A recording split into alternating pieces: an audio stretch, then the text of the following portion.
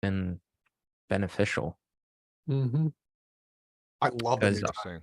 our open rates for the replay emails are a lot better too. Works for me. Yeah, Yeah. All right, live on YouTube. Cool. Welcome Awesome. everyone on YouTube. Let's see. We'll go ahead and just start the webinar. Yeah, let's open it up. Good for recording? Starting that now.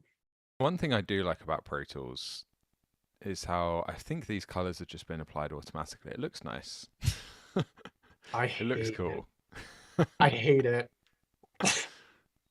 Like in Logic, you have to like go through and manually add like some pretty colors and stuff. I always think use Pro Tools. dude, it confuses me so bad. Yeah, I Because get confused too. Every single track is like a different color, right? Where I know that in my personal workflow, Group them. it's orange, it's drums, it's a drum track, it's pink, it's a vocal track, right? Yeah. Rather than there being like every single different I color. think you can, Even though I'm you guessing use can the turn it even on. though you use the wrong colors, Jake, I get your point. All the wrong colors. All the wrong colors. When we talk about objective versus subjective, one thing that is objective is which colors you should use on which It is tracks. absolutely One of the objective few Completely objective objective. things. 100%. Yeah. about Jake- the science. Jake does it objectively wrong. That's what my wife says. I do a lot of things objectively wrong. Yeah, I think that's a common denominator for my wife also, maybe wives in general. Lottie hates Well, how much I use the term there- subjective and objective. Oh, It's been just become crazy. part Over- of, like, you gotta leave your work at work, Rob. Objectively subjective. Funny. What's up, guys? Sorry, we've been just like bantering amongst ourselves as people coming in. day What's going on? 3. How's everybody Welcome to day doing? 3. Everybody, it's so funny in a completely objective way. Hey, don't forget to set your chat settings over from hosts and panelists to everyone, okay? Change your chat settings from hosts and panelists over to everyone so that you can talk to everyone. Cool. Is Max Martin joining today? Not this time, but maybe a future event. I wouldn't be surprised. Not today. Everyone wants to come do this with us. Couldn't make it. Hello. What's up? What's up, guys? Let us know where you're coming in from. California, Canada. India. Somebody says, let's fix that mix. Georgia. Like 5 times in a row I saw it. Oh, a couple of London. Nice. Maine, the lobster. Mm. Well, that Best sounds lobster. good. Best lobster I've ever had in my life. And so cheap. Like super cheap. Is it cheap there? Yeah, it was cheap when I went. It was years ago though, at least a decade ago. Never forget that lobster. The amount of times we get on a food conversation in this I was about to kind say. of banter It just just shows how hungry we all are. we love food. Especially when we started it 2 hours later, it was basically lunchtime. Right. Did you kill Warren? No, I Yeah. don't. I mean, I'm the new Warren. Rob, it's on you. You're closest in proximity. I don't know if something happened or. I'm gonna paste some sideburns on Rob. There's a There is- reason my studio's in the basement. Just tussle up your hair a little bit. Yeah. Warren's going to be here in a sec. He's currently stuck in traffic. But Caleb's got some. That's some all good right. stuff I for us blab to on. start I with. blab on for a while anyway, don't I? Caleb's gonna blab at you, squawk at you a little bit. So I just squawk. Don't worry.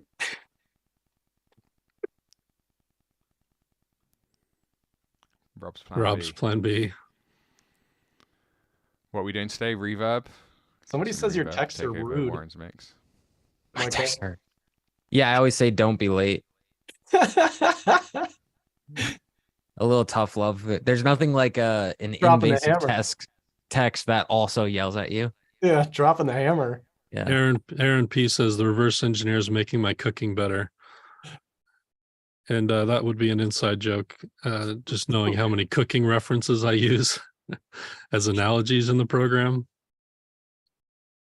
I don't doubt it. It's starting to like sink in. I'm absorbing that because dude, like on the past 2 coaching calls, I've just been tossing in cooking references like Have crazy. you? It's what It's rubbing and off. I don't even I'm know. rubbing off on you.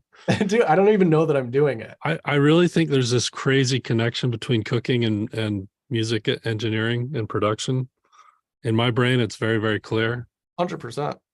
100%, man. I get really inspired by those really good cooking shows like the Chef's Table and stuff like that, where it's someone at their ultimate peak, and you listen to them talk about their process and their creativity and what they're doing to make the food. And I'm like, I resonate so hard with this right now. Like, this is so funny. like, I'll tear up sometimes. I'm like connecting to it so hard. It's so funny that you mentioned that because my wife watches a lot of those cooking shows, right? So I'll come out of the studio and like just catch like a little bit of it, and I'm making the same connections. I'm like, wow, dude, this is incredible. You know, like it all just kind of comes together. Yeah, somebody mentioned it here in the chat here too. Who's that? Somebody, there's an engineer that's really big on that connection also. Is there? Was it Fabian, maybe? Can it just be me? Can I have my own thing for once?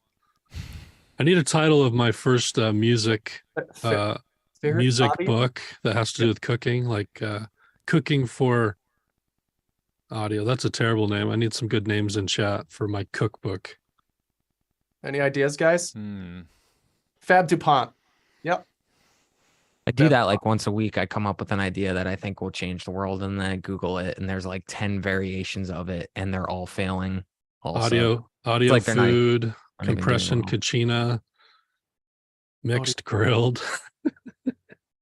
That one struck my funny bone for some reason. Ear cuisine. Oh man, that's pretty good. Yes, Audio kitchen. Farm to ears. Farm Audio to kitchen's a ears. thing. Gastrophonics. Gastrophonics. That's my favorite. You guys are geniuses. Yeah, this is pretty sick. Look at that. Ear cuisine's pretty good. Gastrophonics. Audio kitchen. That's where you can test out all the different mics. I think that's the thing. Yeah.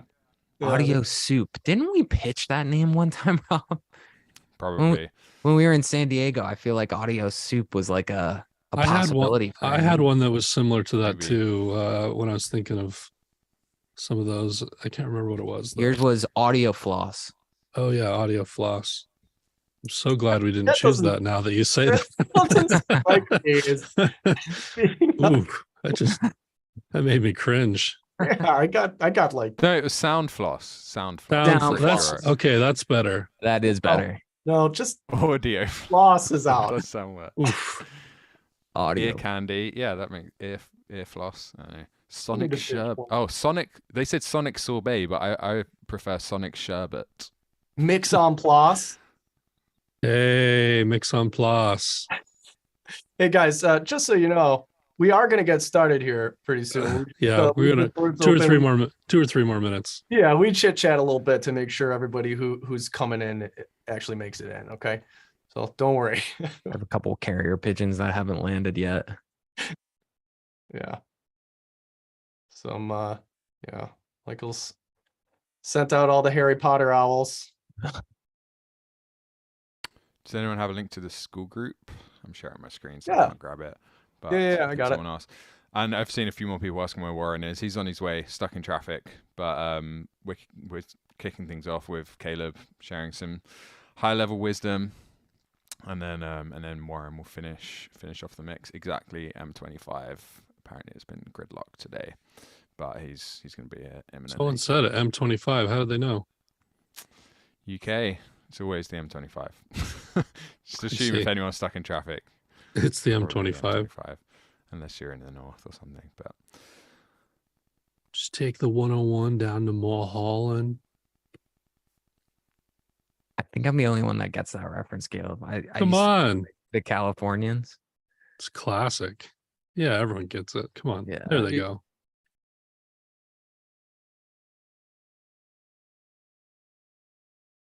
The 101. How many people here have been to both days so far? Do a one in chat if you've been to both days. anybody's first day here, do a 2 in chat if this is your first day that you've attended. There we we've got There was exactly 2 people so far. 3. Not many. And have you guys been watching the replays or mainly attending live? I know I've been asking this yesterday, but it's helpful for me to know. Live. Both. Live. I haven't seen any replays. I've seen live or both. Cool. Yeah, I think it's wise to go back and watch those replays, even if you were live. I mean, Warren is working on such a different level. Sometimes you got to go back and slow that stuff down and see what exactly he's doing, because there was some absolute gold nuggets yesterday. Yeah, I got to watch the replay. Wasn't able to hit up the demonstration, but I'm excited. Replays. Yeah, replays should be in your inbox. I send them out every day. Make sure you check your spam folder if you don't see them. And then also, they'll be posted in our school group as well if someone wants to post a link to join school. And a few people have asked if they'll be up forever. So replays are up until end of next week, and then VIPs get lifetime access. So anyone who's in VIP, you'll have lifetime access. If you're in the just kind of part of the main pool of people, then that'll be until end of next Friday. So you've still got another week or so to kind of go back, recap, work through them. Yep, and replays are in that school group, Dylan. So I'll keep posting a link. If you look in the chat, it says join the school community. That's where the replays can be found. So join that community if you're not there already. No, Bruce, we try to answer as many questions as we can. Sometimes I just miss them. Yeah, we don't intentionally ignore anybody. It's not our vibe. Except you, Bruce. Except you, Bruce. Just kidding. Oh, I hope you didn't take that the wrong way. That's fun. Cool. What do you think, guys? 2,437 in the chat if you're ready to go. Ready to get going? Ooh, Yeah. I saw 24,000. 24,000. I saw it. Yeah, no. Kick that. I'm scrolling back up in the chat. I'm removing that person. I'm curious of one other thing. 69 clever. I want a 1 in chat if this is your first Fix the Mix day 3. Oh, day 3 specifically. Yeah, day 3 specific. Okay. Look Quite at a that. lot It's of nice. Yeah, quite a lot of new folks. That's awesome. good to have you here. Welcome, especially to you. I hope you're having a good time. Hope you've been getting some nuggets out of it. It's not our usual kind of Fix the Mix, but what a wonderful thing to have Warren with us for this special presentation. So, all right. I'm happy to get started. Nice. Fix the Mix Challenge Day 3. We're going to wrap this thing up. The mix has already sounded pretty good, but we're going to get to see that last little 10, 20% that really sends it to the moon. This is where you make the money, you know, if you can get that top level sound, that's what people will pay for. Oh, it sounds like Warren's arrived. Marvelous.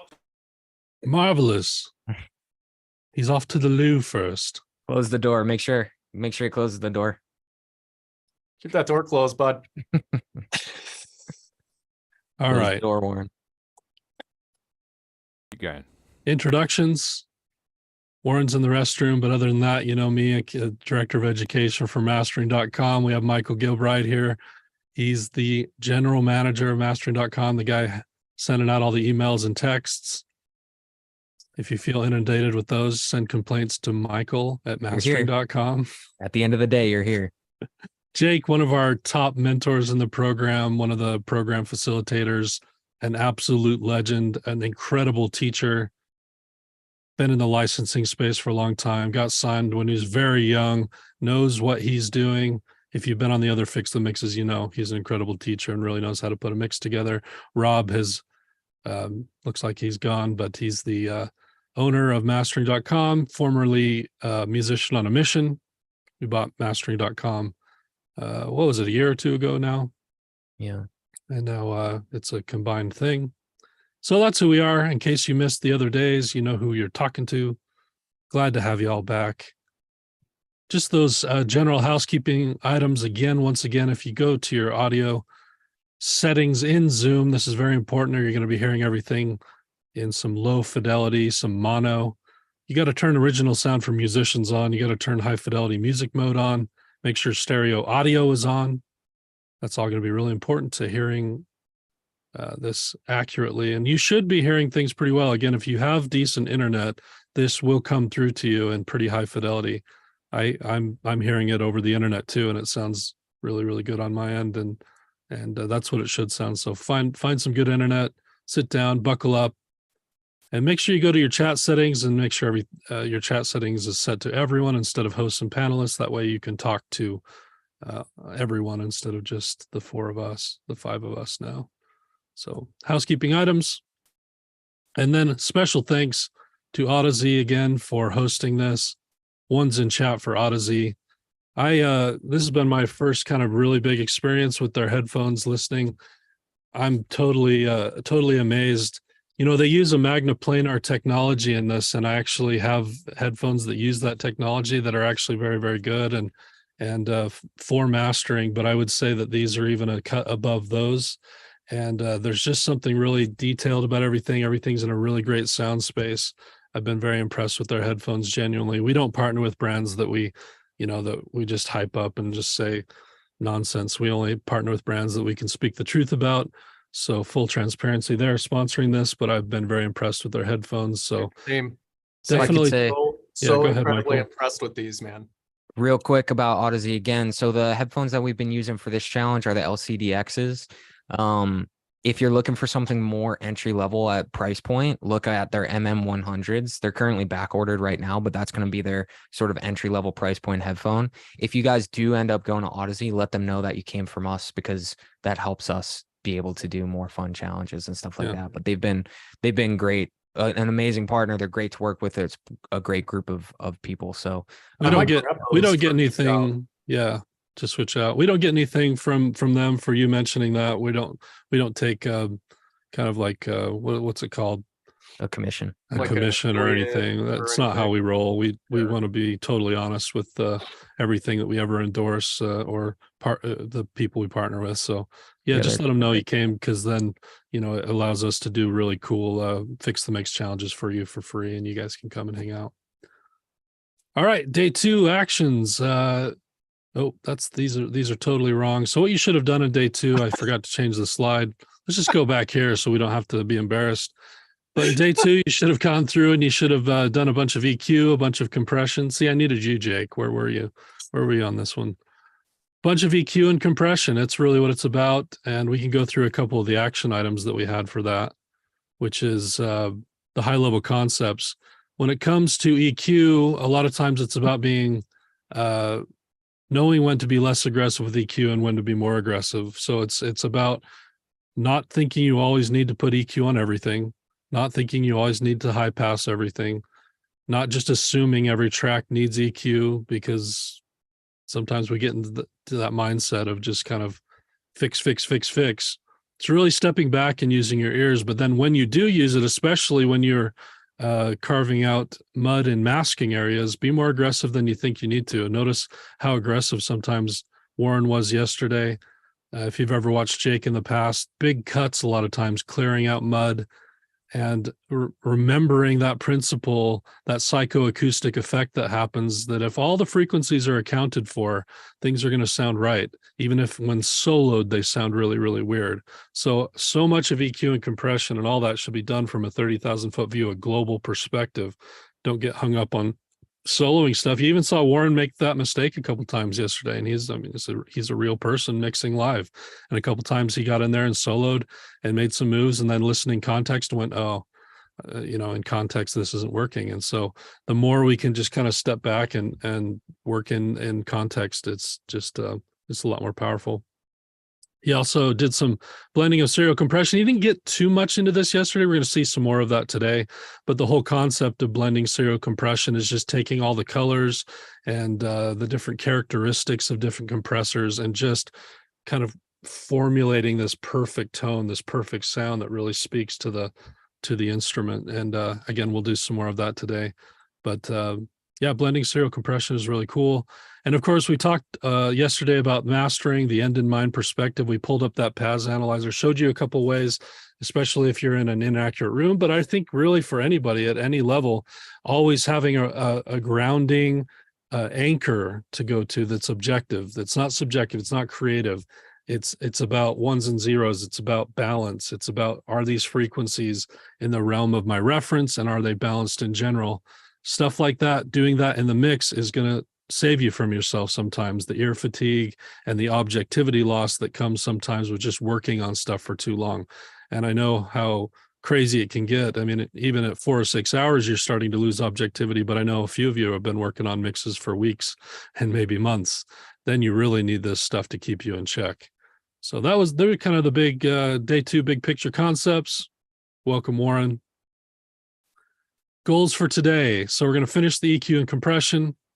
We're going to make the vocals sound expensive. This is a term I love, because if you're able to learn how to make vocals sound expensive, you can make money in this industry for sure.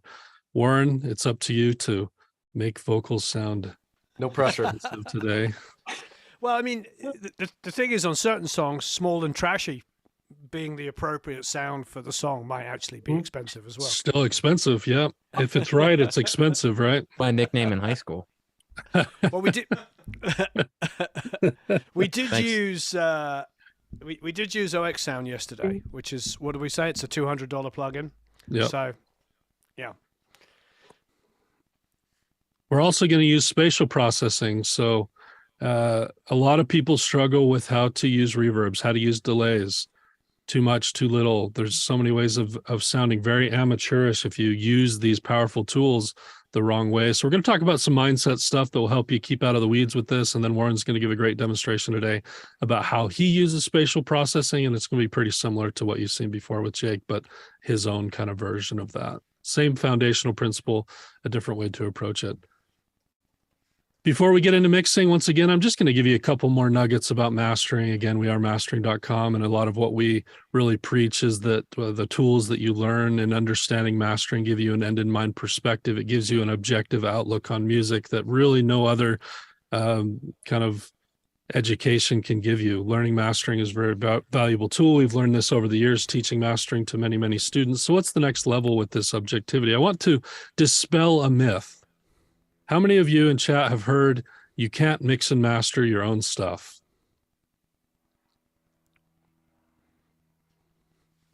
I've heard that. I've heard people say that. I've heard people say that. And I think there's good reason why people say that, right? The reasons they're bringing up are you're too close to it, right? You again, I've already just spoken about objectivity loss, that you're spending all this time with your production and getting it ready. How hard would it be to be objective?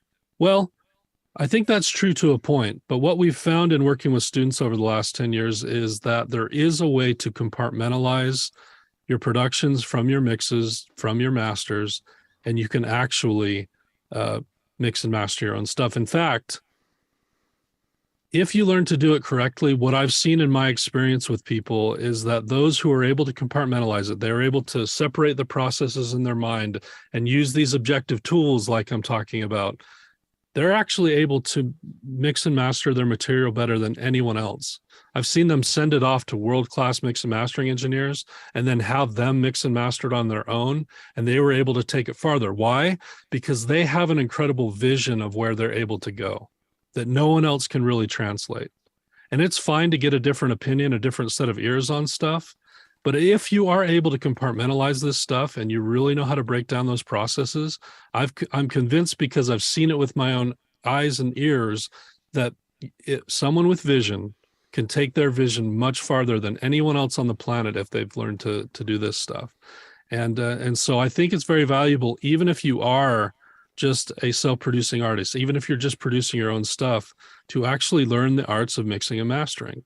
It's going to connect for you the entire process in a way that will not only make allow you to take your vision farther, but it's going to inform you on your production process. It's going to make you more creative. It's going to teach you the things to do early in the process when you're capturing, when you're getting a performance, when you're doing early production, that's later going to be able to take your sound and send it to the moon when you're mixing and mastering. It's going to stop you from making the mistakes that hold you back all along the way. It gives you a perspective of all the mistakes you're making so that you can solve them and prep better. One thing I want to add about the detaching yourself from the mix thing is I did an album once with an artist who had co-written a song with a producer, and the producer had, produced the track, and it was good, but we wanted to recut it and we wanted to improve it, and there was a synth sound on there that was, I don't know, like a Prophet 5 synth sound, and he was obsessed with this synth sound, and I came to realize the reason why I was obsessed with it is because they had spent like 3 days getting the sound. But if you brought up like preset number 3 on Arturia Synth 1 or whatever, it was exactly the same sound. And I think one of the problems we get into is if we spend hours and hours and hours mixing something, we get so emotionally involved in it. And that's really what detaching yourself means, unattaching yourself, that ability to sort of like just kind of like, relax, take some time away from your mixing or mastering process and then come back to it, and you can do things twice as fast. But if you're in that zone where you've spent hours tweaking something, it's very hard to hear it properly. You're that emotion, that time and energy that you put into it colors the way you hear it. Yeah, I think the caveat to all of this is if you don't have these correct mindsets, if you don't know how to compartmentalize stuff, then you shouldn't do this. You should get other help. But I'm just telling you that there is a myth that you can't, and I've seen firsthand that people take their visions really, really far. And who was it that mastered or mixed and produced Alanis Morissette's "Jagged Little Pill"? Warren, who was that? Well, it was Glenn Ballard produced it, but it was engineered by Chris Fogel. Sorry, Chris. Chris Fogel, who's now like one of the biggest film mixers in the world. And there was another guy who did 2 songs. I'm blanking, but it was all done on ADATs and mixed on Mackies and things like that. Yeah. I remember reading about that process for her and how she kept coming into the studio after a mix had been done, and she's like, "Why did you take that breath out? Why did you change that?" She had this vision, right? And she was able to really direct that entire album because she really had a vision for everything that she wanted to have done. She didn't have the technical tools to, but imagine if she had the technical tools to take that as far as she wanted to go. So anyway, it's a myth. I've seen that you can, and I encouraged you either way. If you want to have other people mix and master it, learning the entire process is going to unlock a part of your creativity and give you something that's really valuable. Is my speaking voice better now, volume-wise? Is that better, or does it have to come up anymore? Sounds good. Sounds good? Okay, great. Yep. Rob just nudged it. I also want to talk about the economy of mastering. For those of you who are just mixing engineers and you're not mastering, if you're trying to be a mix engineer, if you're trying to charge for this stuff, I want to highly encourage you to add mastering to your roster and to separate those processes and charge for each of them independently. You're leaving a lot of money on the table if you're just kind of throwing a limiter on your mixes and calling it a master and saying, "Yeah, I mastered it for you." I know tons of guys that are doing that, but you're really shooting yourself in the foot, and you should add mastering to your skill set, and it's worth learning. And let me break down just some numbers of why I believe that. If you get to the point where you're pretty good at mixing, at least the goals we have for our students, you get the time down to maybe 4 to 6 hours to do a mix, and you charge $400 to $600 for that. That's what we have our students charging. And we want to get their time down to about 4 to 6 hours, which is wonderful. That's $100 an hour, which is pretty good dollar per hour. I think everyone could kind of survive off of that and thrive off of that. And that's great. So we get that down. But if you understand mastering is hard to learn, and it takes a lot of practice, and it takes some time to become instinctual and excellent at. But once you do, mastering doesn't take very long to accomplish. You can master a track in 10 to 15 minutes. If you're being really neurotic, maybe a half an hour, 45 minutes. But really, most masters can be done in about 10 to 15 minutes, and you charge $75 to $100 for a master, which means that your dollar per hour on mastering is actually $400 to $500 per hour. It's the best dollar per hour thing I do. So you see why you're shooting yourself in the foot if you don't include that in, or if you're including that in your mixing process. It should be something you separate out. And even if you had that as a separate service, you'll make a lot more on your dollar per hour just mastering for people than mixing for people. It's the most highly leveraged thing I do. There's lots of people that need it. Lots of people want mastering. It's the least amount of money to ask for. So there's a ton of people that you can reach out to and have for clientele. It filters a lot of people in the door. It actually will increase your the people that mix with you because you do a great master for them. A lot of times they'll go, hey, do you mix as well? So you're filtering a ton of people in the door and you're leveraging a great dollar per hour of $400 to $500 per hour. I even have artists in the program, people who don't want to do mixing and mastering for a living. They're just self-producing artists, people that are trying to grow their Spotify channels and their artist profile. Doing mastering on the side, they've come into the program, they've just learned how to do it. So they're like, hey, why don't I do it? It's such a great dollar per hour that they're doing mastering on the side while they do their artist self. And it's funding their artist self because you'd think you only need to do maybe 10 to 20 hours of mastering per month to make a pretty great living that you could then invest back into your artist profile. So definitely don't sleep on mastering. It's something we highly encourage, not only for the technical skill it will give you, but it's a great dollar per hour that a lot of people don't realize. You should do it too, Warren. Do you do mastering, Warren? Yeah, I am probably reluctantly, only because I'm so busy on other things. My favorite thing. See, Warren, you're really shooting yourself in the foot if you don't add mastering onto your mixing profile. Your dollar per hour could be 4 or 5x if you would just add that onto what you offer. Thanks, Caleb. Never thought in my life I'd get to say that to Warren. So, okay. Oh, that's funny. Let's move on from mastering. Just a couple thoughts about that. Really encourage everyone to dig into that and to learn mastering at some point. But let's get into mixing. Let's transition here. Do I get a discount if you're mastering for me? Yeah. We'll see. I get charged twice as much. Warren, I'll master for you anytime. But if you want to learn, I'll teach you how to do it. Spatial processing. This is the thing I really want to focus on today. Warren is going to get into the vocal production stuff, but he's going to be doing kind of his own thing. There wasn't really a high level concept I could really speak to that. You're just going to have to watch how he does it. It's a lot of little things that add up to making. I think that's the thing that I would say about his vocal processing technique is you're going to see it's a lot of little things that add up. It's not one big magic wand that gets you to a great vocal sound. So we'll get to watch him just do that live today. It's better to kind of experience. But when it comes to spatial processing, I do want to give you a high level concept here for you to focus on. And this is something that's actually going to save you from yourself and give you the correct way of approaching this on your own mixes going forward so that you can really dial in that professional sound. So I want to alleviate a couple bad mindsets that people have. A lot of times people get in and they start throwing reverbs and stuff on their tracks because it makes them sound better. I really think spatial stuff should be left for the end because what you're doing if you're throwing it on too early oftentimes is you're just covering up problems.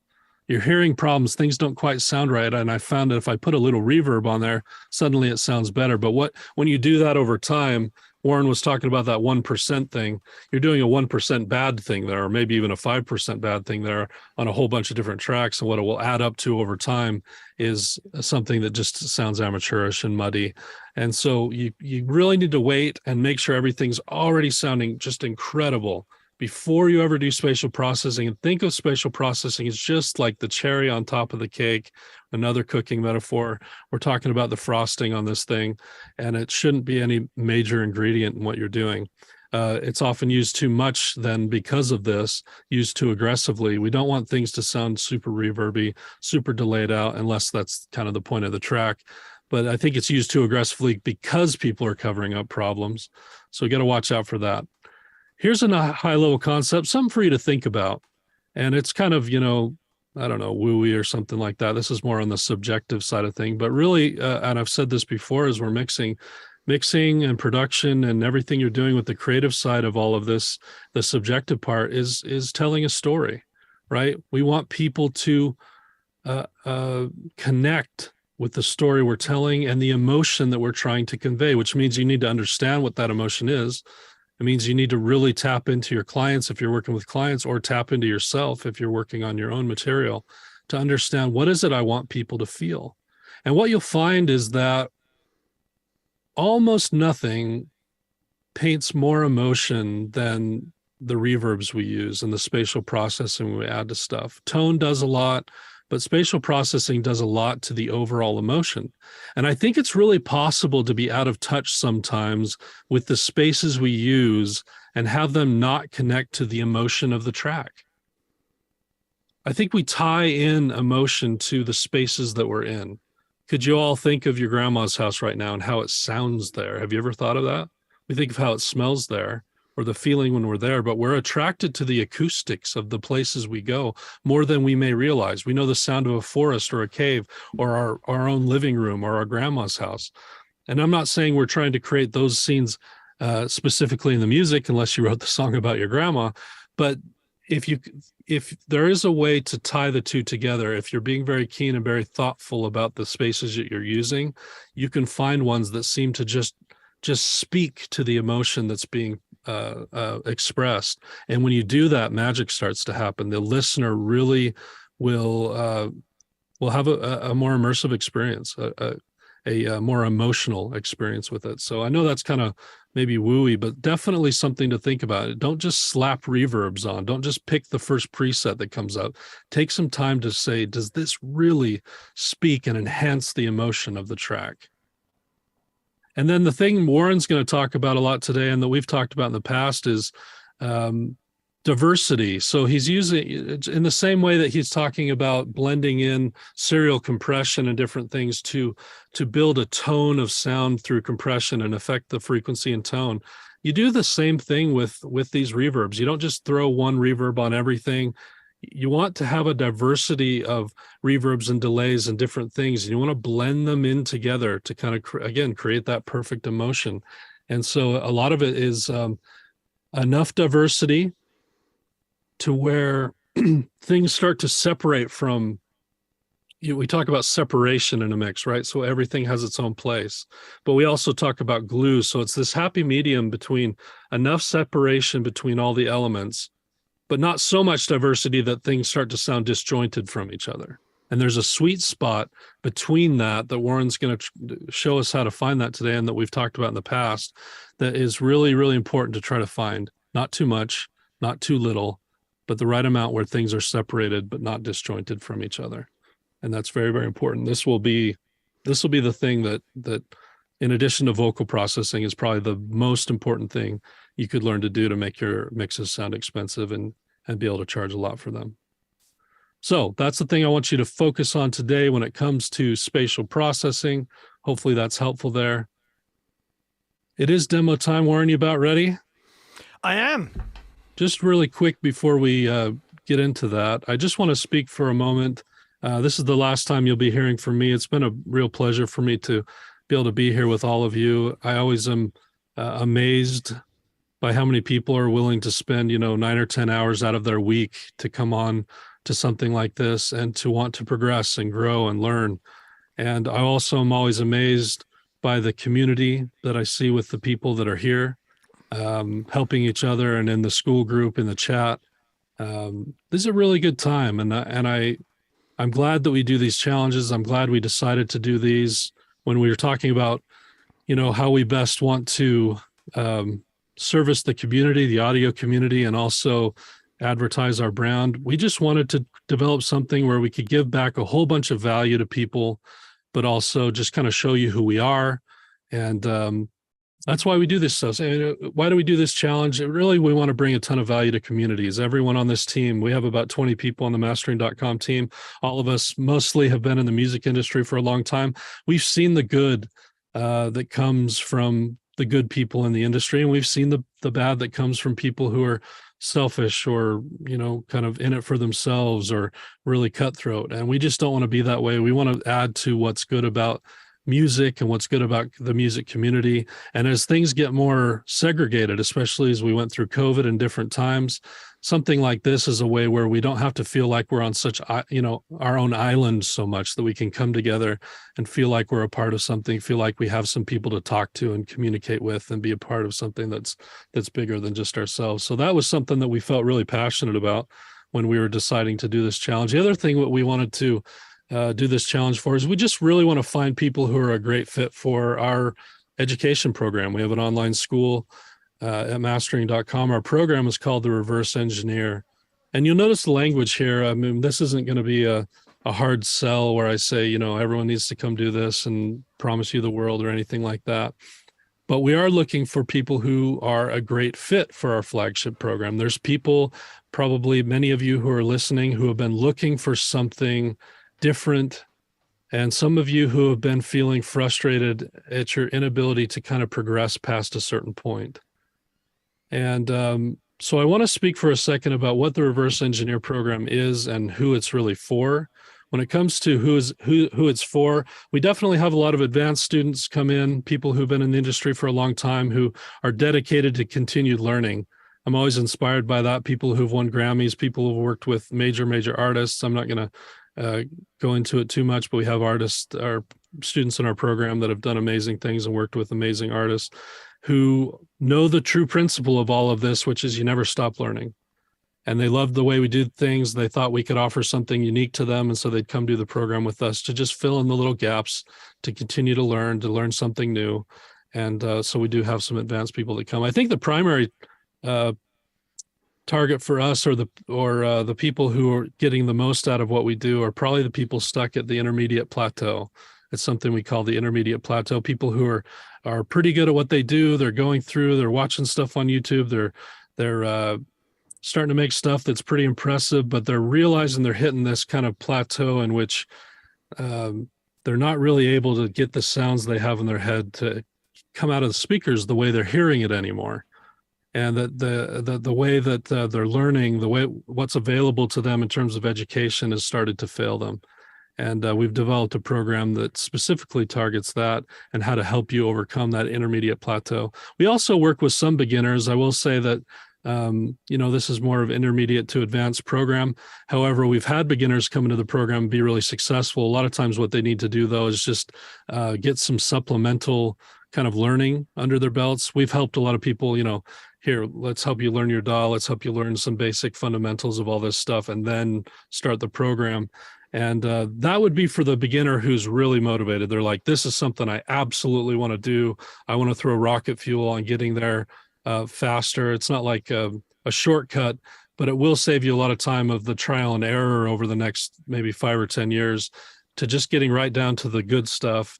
And if you're willing to work hard and do that supplemental learning and kind of catch up the learning curve, I've seen a lot of beginners within a year or two just absolutely do amazing stuff and start to find a place where they can do what they want in the industry, whether it's starting a business or being an artist or whatever else it is. So that's kind of who the Reverse Engineer is for.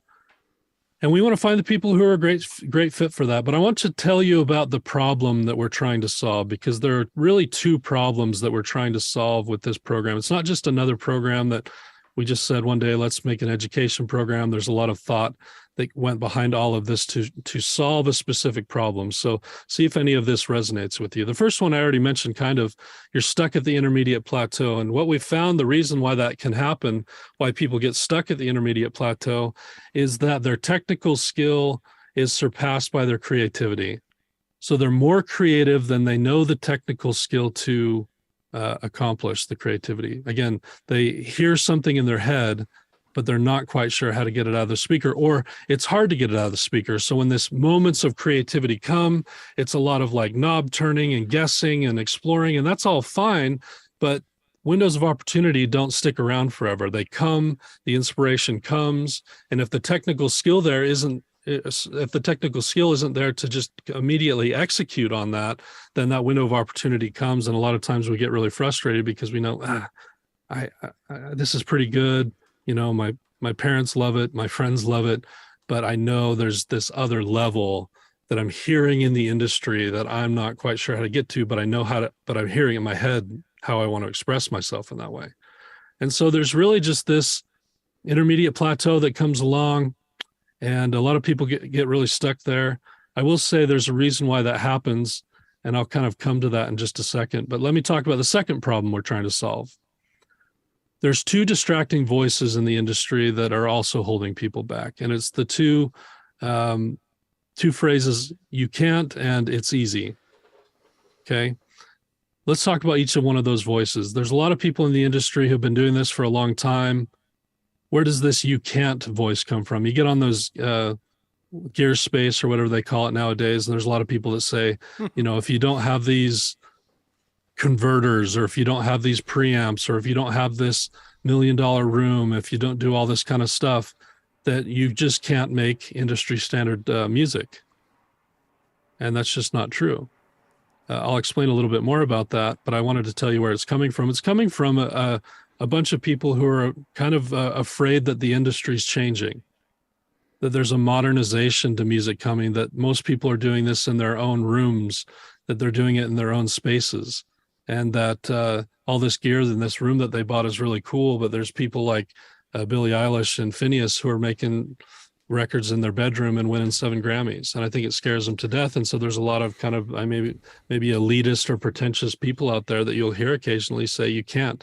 And what we start to think is, oh, well, then I'll just save up and I'll have to buy those converters, or I'll just have to buy that piece of gear, and then I'll be able to make the stuff that I have in my head. Then I'll be able to make the sound I have in my head. I wonder, Caleb, because there's actually that attitude, though, I think is a personality type, though.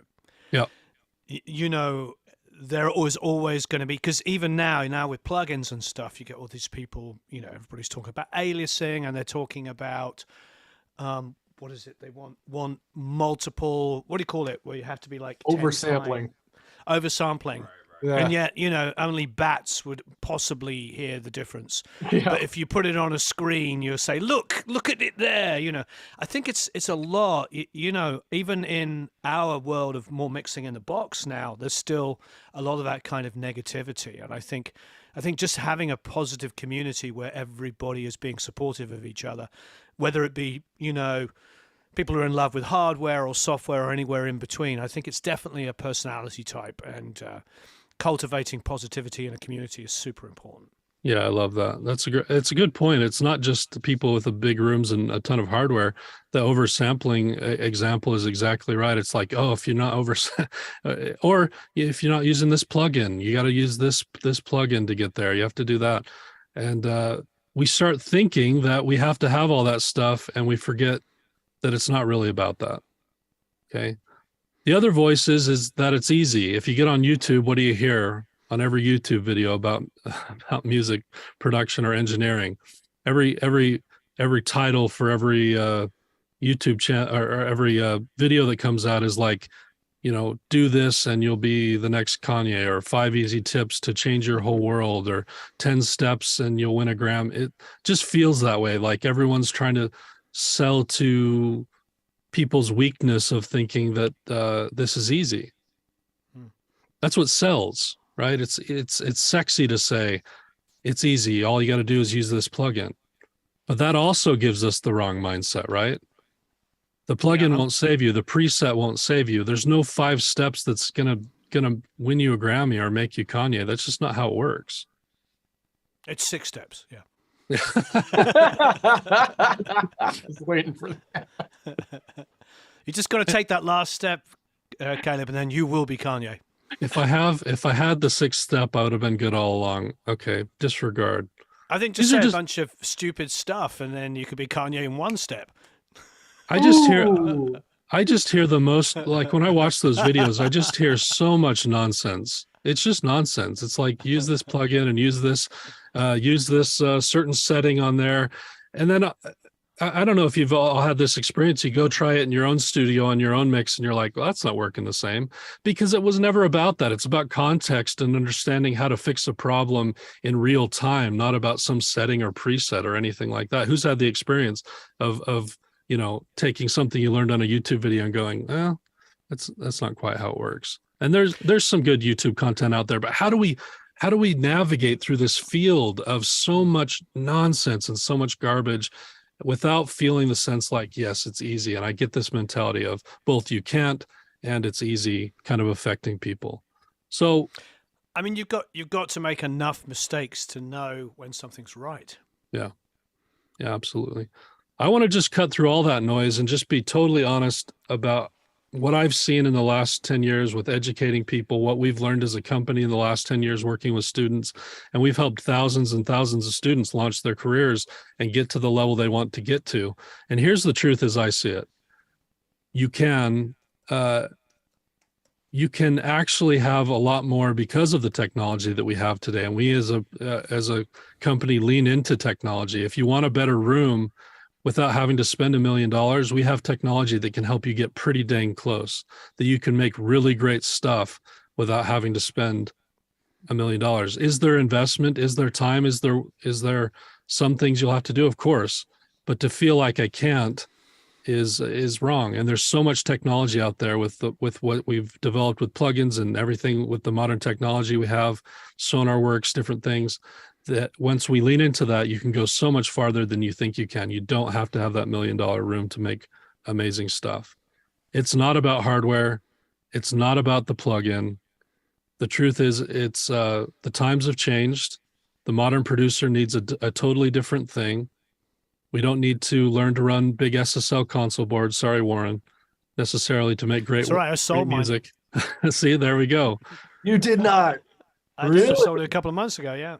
No people- way. I didn't know that. The people who are saying you can't, if you took their program and learned to run those things, you'd realize that none of that matters in the modern world at all. What really matters is it's all about mindset, the modern mindset, and it's all about skill. You have to, there's no way around it. If you wanted to make samurai swords, there's no YouTube video you could watch to do that. Sourdough bread. I've tried, trust me. Think of making samurai sword. You could watch YouTube videos about that all day. And until you got in there with a master and learned something much deeper about samurai swords, you could forge one in a basic fire probably at some point.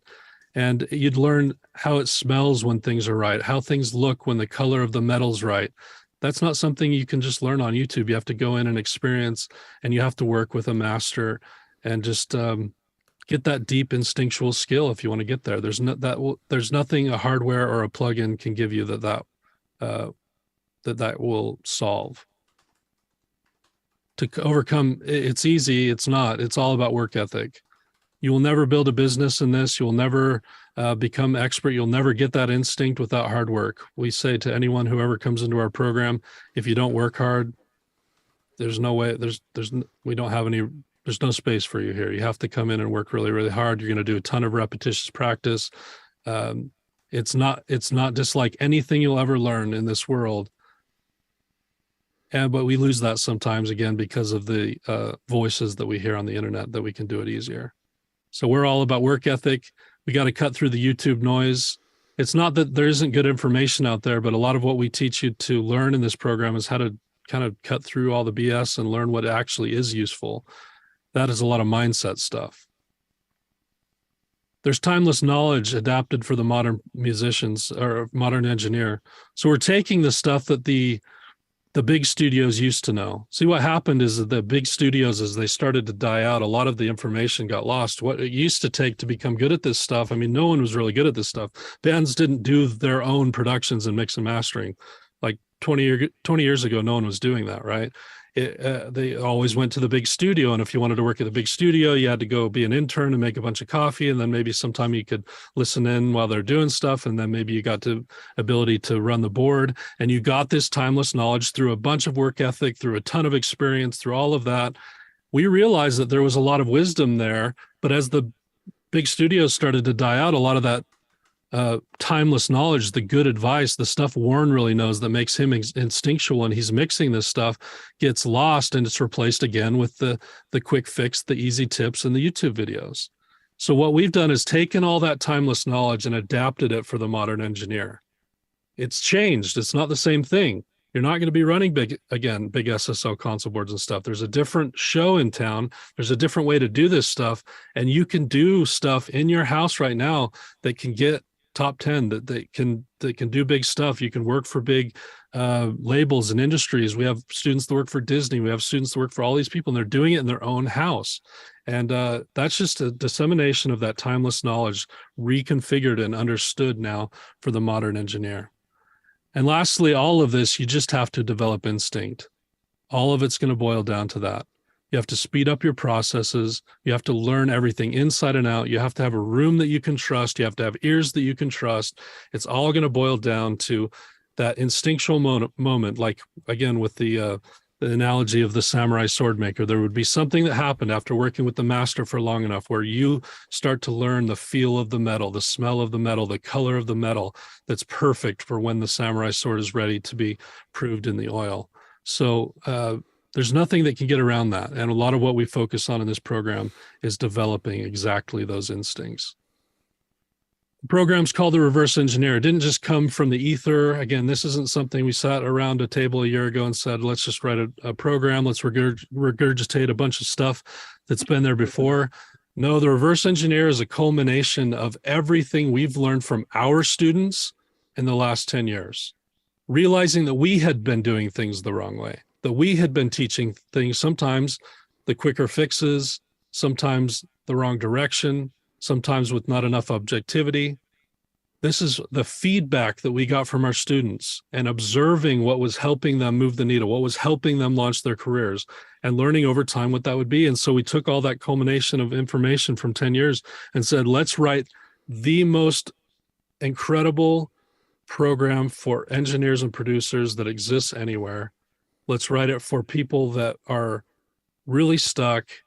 Let's find the stuff that really works. Let's put it all into one and hold back nothing and do it exactly the right way and compete with all the kind of antiquated, really expensive programs that exist. Give something finally to the music industry that is above that and ready for them in this modern era to actually keep up with the music industry and perform in a way that will help them reach their goals instead of just make promises and never let them get there. That's what we've learned in the last 10 years. It's called the Reverse Engineer. Why? Because we learned in reverse. I've mentioned this the last couple of days. We actually start with mastering. If you don't know now why we do that, if you haven't heard, my spiels for the last 3 days, mastering is the most objective part of the entire process. It's the number one thing that will teach you those core objective skills. It forces you to get a better room. It forces you to get better ears, and it forces you to get a better, deeper understanding of the tools than anything else we could teach you within mixing and production. It sets the foundation we've found better than anything else. Like I said, we had these mastering engineers coming and learning from us, just learning mastering, and we kept hearing from them, I'm learning mastering, I'm loving it, but there's something about learning mastering that's pushing back on my mixing and my production. It's making me better in all areas of this. So we start with mastering, we give you that foundation, then we transition to mixing. We take what we've learned from mastering and we say, okay, there's a lot of it that applies to mixing, but now there's some other stuff to learn. And in mixing somewhere, we start to connect this objective left brain scientific stuff with the creative right-brained emotional stuff, the creative part. That's where we start. And there's this cool transition that happens with the students in the program where they start to marry the two together. And there's a certain magic that starts to happen. Now they don't have their instincts are there. They know how to use the tools so well, and they can hear in their rooms so well that these creative opportunities come for them, and they know exactly how to execute on that. They know exactly the technical way to create that sound they have in their head to come out of the speakers. And then when we get to the production portion of the program, we don't have to worry about any of that stuff. We don't have to worry about how to teach you to do EQ or compression. You already know all that kind of stuff instinctually. We can focus on the emotional part of things. The production part, our students have been absolutely loving it because we're going into this deep understanding of what makes listeners really respond to music. What's going to give you that sound that's going to speak to people and speak your soul to people? What's going to give you that thing that just becomes iconic, that gives you that virality? That's so important. And if we're hung up on the technical stuff, we can never get there. But we've already figured that out by the time you get to that in this program. So it's this marrying of the left-brained instincts with the right-brained creativity. It's novel. There's no one else doing it like this. Again, this is what we learned from our students over the last 10 years is to be the thing that really unlocked for them. What is it more logistically?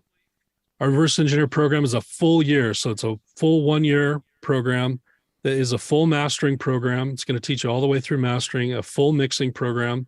So we go all the way through mixing, and a full production program, each the same length. And it'd take you about a year to go through all of it.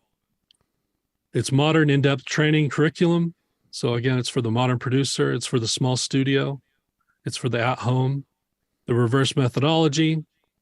We also tie in business training to help you get your first clients, if that's something you want to do, or to help you kind of get off the ground and start to, get your artist profile off the ground, get on playlists, do different things like that. We can help you with that. But a big key to this is it's not just watching a bunch of videos. It's not just reading stuff. We know that to do this properly, it has to include weekly live one-on-one mentorship. We actually have multiple times every week where you can hop on with a mentor and have one-on-one time. It's not like the chat here is today where you're asking questions. It's me, my face, your face, you with Warren, you with Jake, your DAWs pulled up. We're digging through what was going on with a certain problem. We're answering the questions that you've been stuck on in real time live. And that it's just essential. Anyone who really knows anything about how to succeed in life, you have to find whatever world you're in, mentors that help you get to where you want to go. In this case, we're providing tons of mentorship. We're providing mentorship with Warren, with Devon Terrell from Help Me Devon, with Jake, with Dane, with myself, with Rob in certain parts of our program where you can interface with us one-on-one. So very important, so very cool. And it's something we just know we have to give you, because all the videos in the world won't get you there. You have to have that kind of personal touch. And then also a huge community of like-minded musicians. Okay. It's like the school group that you're in, but it's all the people who are super serious about this. It's all the people who are in the program, and they're all really pushing for, this kind of dream that they have. And I'm always touched and amazed by how much support there is. I even get emotional about it sometimes. Someone loses someone in their family, and this is a community that they're coming to because there's so much support here, and they've made so many friends here, and there's so much help here. And one of the things I'm most proud of in developing this program is the community that we fostered and we developed. They could both, help people with technical skill, but also in just their personal lives, their mindsets, not giving up when things get hard, that kind of stuff. It's so easy to be an island, and we all need a community. So the reverse engineer has all of that again. And there's even more opportunities later if you want to specialize in certain things like sync or in,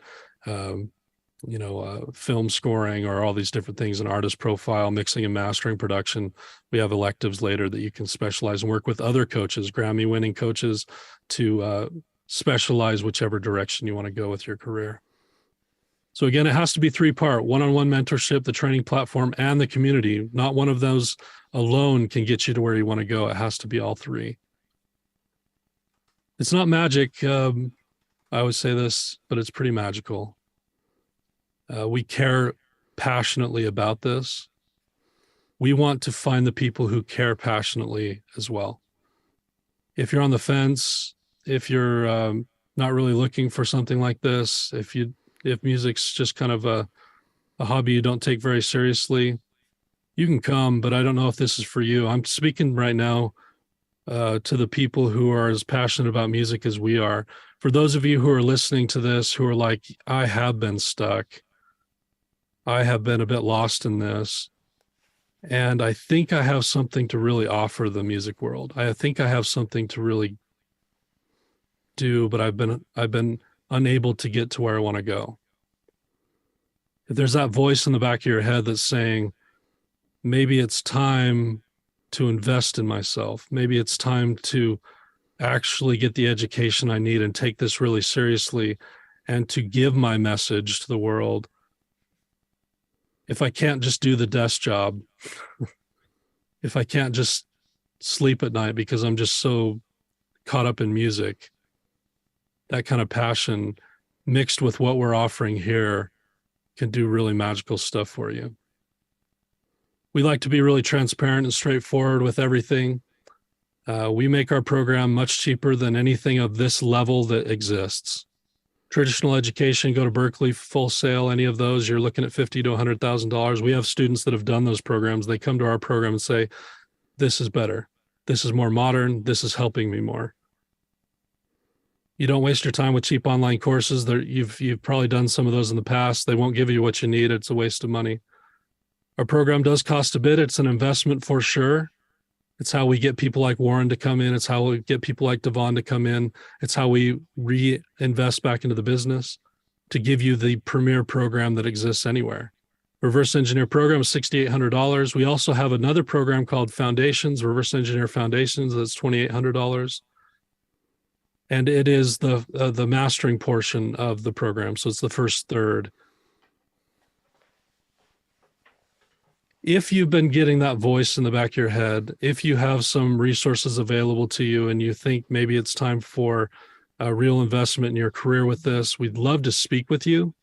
What we do at this point, we don't just have anyone, there's no link you could go to just sign up and pay for this, because we only want people in this program who are absolutely the right fit, who would thrive here, who are ready for this. And so if you think you might be a good candidate, if you're interested in hearing more about either the Foundations or the Reverse Engineer program, what we do is just we have some career counselor type people waiting to take calls with you. So we have a booking link down there at the bottom, mastering.com/TRE, where you can right now go ahead and book a call with them to just further discuss if it might be a good fit. If it is, they can help you get signed up. If not, they can give you some kind of general guidance. Obviously, you want to have some finances available. We do have in-house financing if we need to break that payment up, if you don't have a big chunk in the bank right now. But don't let that hold you back. There's no amount of money that you can take with you that will be more powerful than investing in the dreams that you have for yourself.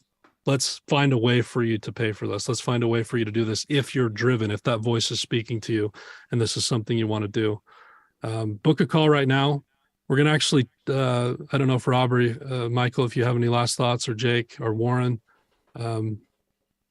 Yeah, so basically, just to give you guys a picture of why we do this in a nutshell, we do 3 days of value, because the hardest part for you guys is to sort out, do we know what we're talking about or do we not, right? That's the hardest part when it comes to audio education anymore, is who's a reliable source? Where do I get my information from? So we try and lead with 3 days of just pure value, get you guys some real quick wins, real breakthroughs before we ever talk about our program and what we do. So if you've made progress in the last 3 days and you're on the fence, if you're one of those people who's struggling to get what's inside your head to actually come out of the speakers for the first time, this is the place that you want to be. And I'm not just saying that because I'm the GM. I'm saying that because I was a student of this program first, back when I still worked in finance. And I was struggling to get my music sounding the way I wanted it to. I came in as a student. That's how I ended up becoming the GM of the company, because I was so passionate of how well it worked for me. And I wanted to get this out to other people and do it more affordably than Full Sail and SAE and all these big colleges that are printing degrees and charging, $100,000 for a degree. So if you want to get your music sounding the way that you hear it in your head and you're on the fence at all, even if you don't know if you can swing it financially, whatever the case is, book a call with our team. They're not going to push you into it if it's not the right fit for you. That would just reflect poorly on us if we bring in people that aren't the right fit. So if you're on the fence, book a call.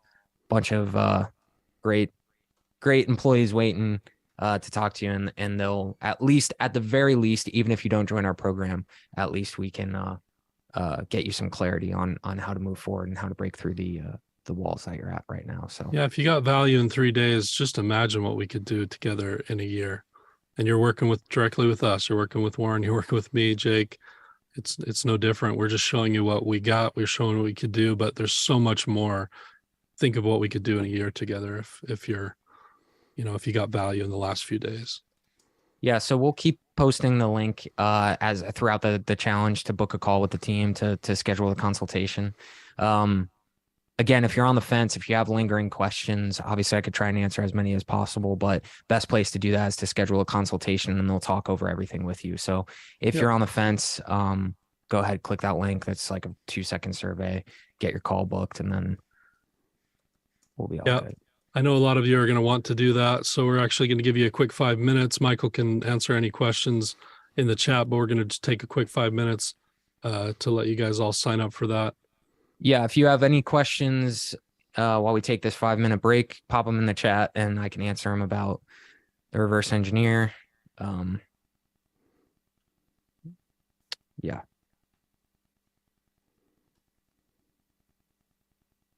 Does it come with coffee? I wish. You will need it. Did we change our pricing from a month ago? Yep. So we sent out an email. Our price went up from $5,800 to $6,800. So that was a recent change.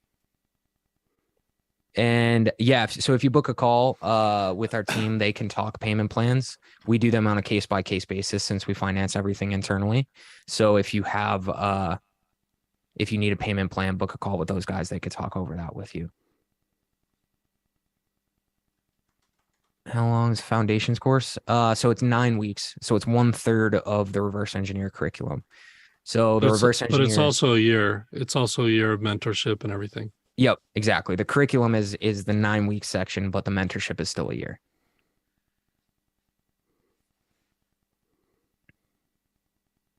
And again, just to let you guys know, like I went through mastering.com's first program back in 2018 when I was working as a trader on Wall Street, and that was the thing that transformed my music. So we've come a long way since then. But if I can do it, trust me, if I can do it while I'm working in finance, then you can definitely do it. So if you have any questions, like again, just schedule a consultation. Yeah, we build it around your schedule. So we know everyone has different lives. We have the flexibility that a lot of the traditional education can't offer.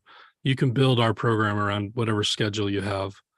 And that will mean you can get on mentorship weekly still. We have so many that we offer every week that almost everyone can at least get on 1 or 2 sessions per week, and you can build the rest of the curriculum around your schedule for sure. So foundations, how many coaching calls do we have for foundation right now? 2 per week.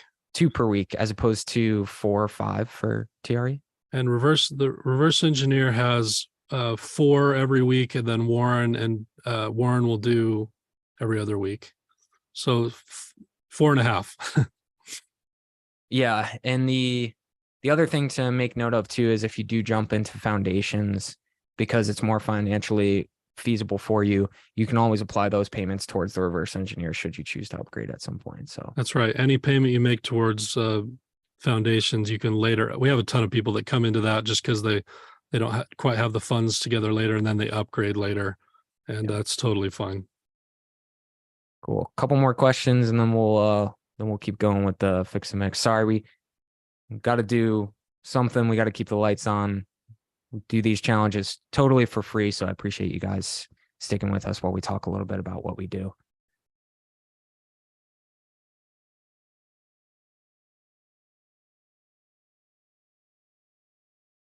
So go ahead. I'm going to keep posting that link in there. Schedule a consultation.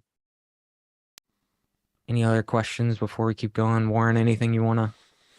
No, I mean, just this. I love all these guys. So I was sitting in. Were you with Caleb in Vegas? No, that was Dane. Okay, so I was sitting in Vegas with my family. We had gone out to see a show, and I'm blanking what it was. I think it might have been the. Michael Jackson. I think it was the Michael Jackson show. It was Michael Jackson, yeah. Yeah, which was really good, by the way, if anybody gets to see it. And we took both our kids, but primarily my 8-year-old daughter loves singing, has been learning to play piano, and just loves music. And it's a really inspiring show. We didn't realize, we'd just been told it was pretty good. We went there and we were blown away by it. And but I think it was lunch, wasn't it? It was lunchtime, and I'm sitting at a table in a restaurant, and I look over, and I'm like, that guy over there looks like that guy on those YouTube ads for mastering.com.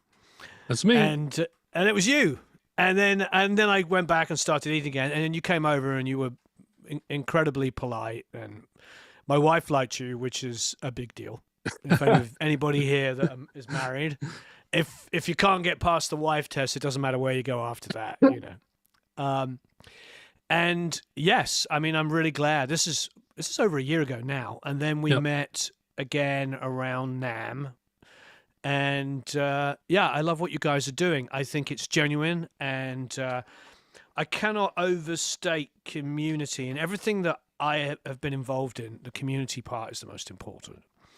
And you know, whether it's the gear space, gear sluts, whatever they call themselves now, or just the general kind of melee of people, you know, online attacking each other, it's not a healthy place. You know, and this is a much, much healthier place. If you come to a place where you have community and you have true support, that to me is worth its weight in gold.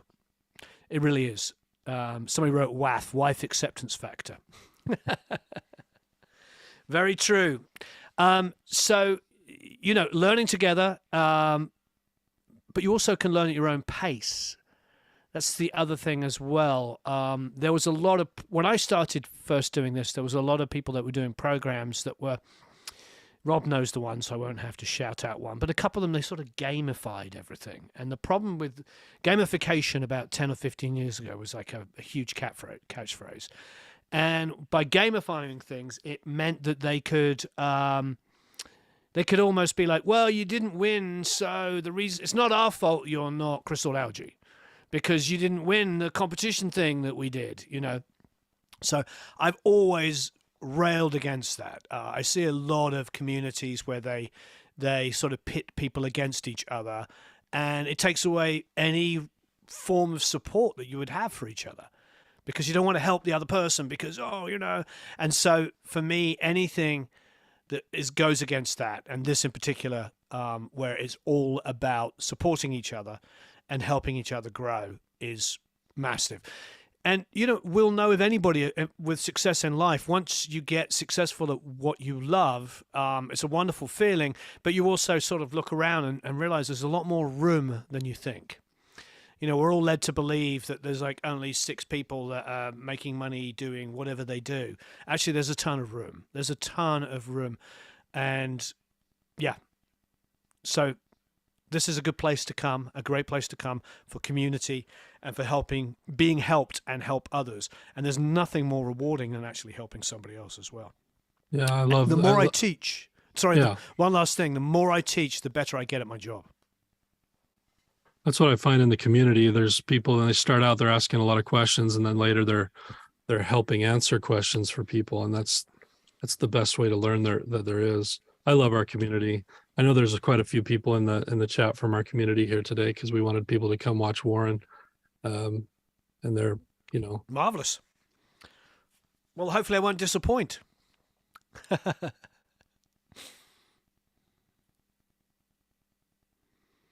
Cool. Just a couple more minutes. We'll get started. What's the Any question? last questions? Someone said, how does this align with Produce Like a Pro Academy? I mean, it's a different sort of philosophy.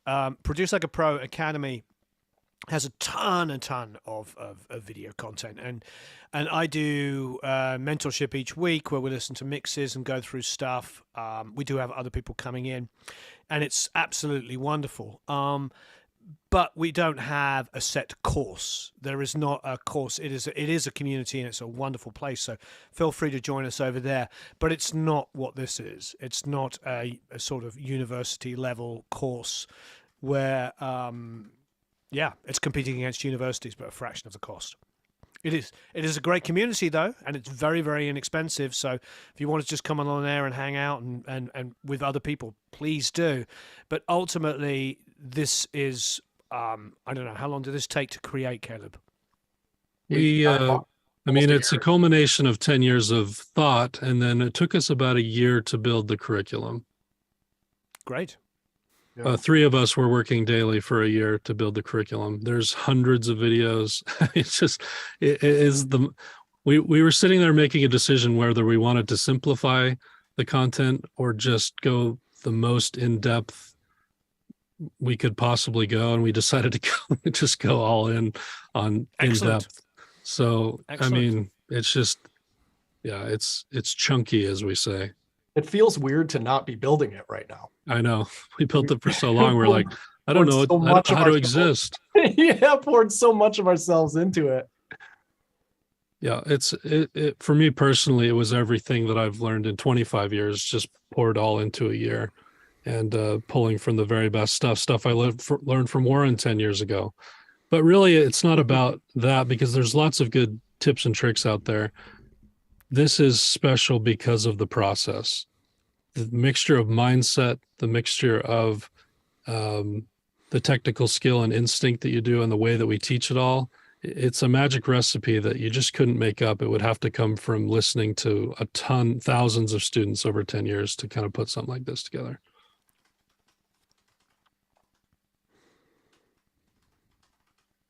All right. All Well, good? Warren, are you ready, rock and my roll man? history. I'm ready for rock and roll history. All right, Let's do guys. this thing. Guys ready? You guys ready in the chat? 534,666 if you're ready to go.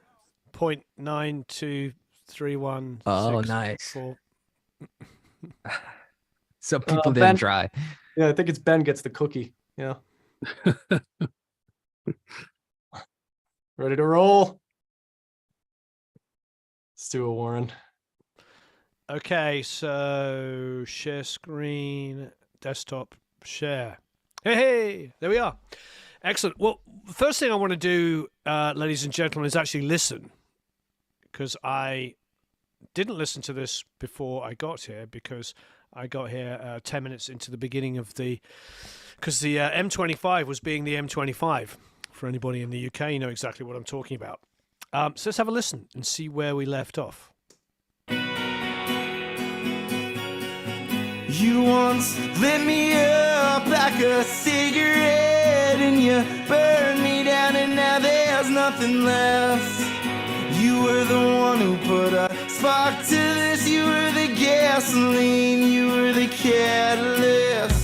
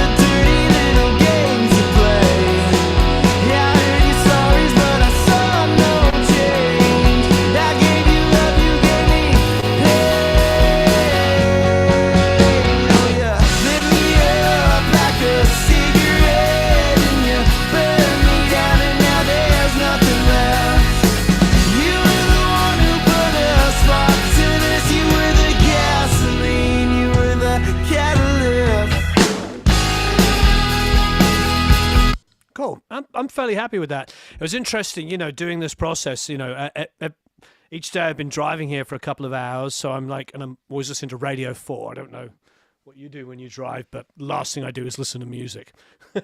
So I haven't heard any music all day, and just listening to talk radio. And it's nice to hear something, with fresh ears. I feel like low end wise, I didn't do anything to the bass because I loved it, but I think I'm going to do a little bit to the bass. Let's have a listen. It is a really good bass sound. I'm very happy with it.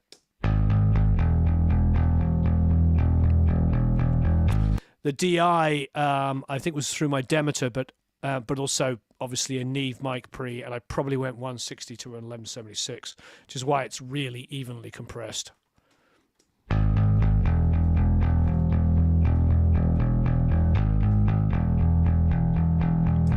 But just for schnitz and schniggles, what we're going to do is we're going to take this DI and I'm going to duplicate it.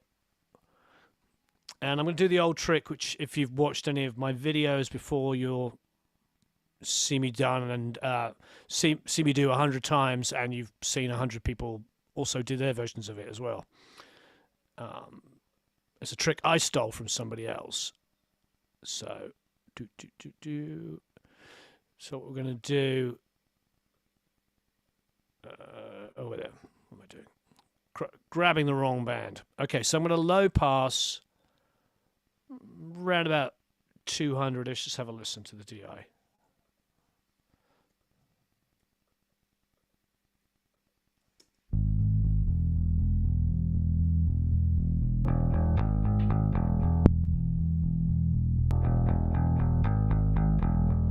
It's interesting. I always tell people I don't need anything above 3K on a bass, and this DA has almost nothing above 3K.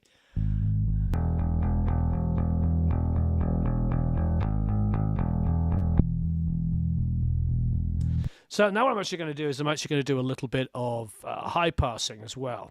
Now we're going to get into all the spatial stuff and everything in a minute, as Caleb promised at the beginning. But I just wanted to give it, this is what happens every day, or every time you take a significant break, you come back with fresh ears and go, oh.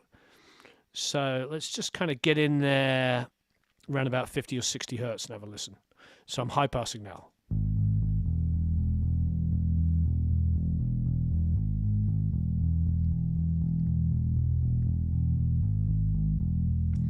Let's go into randomly in the middle of the song somewhere.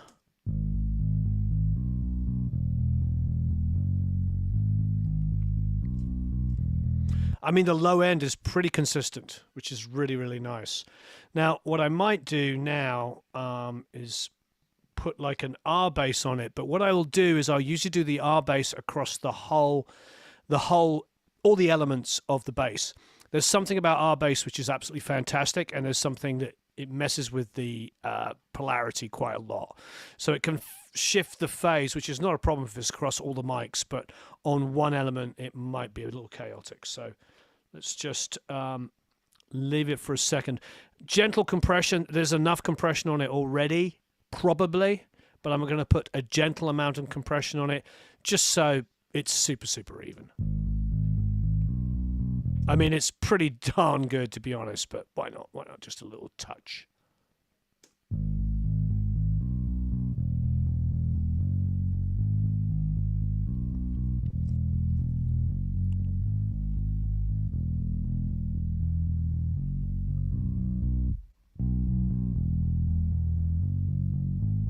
Cool.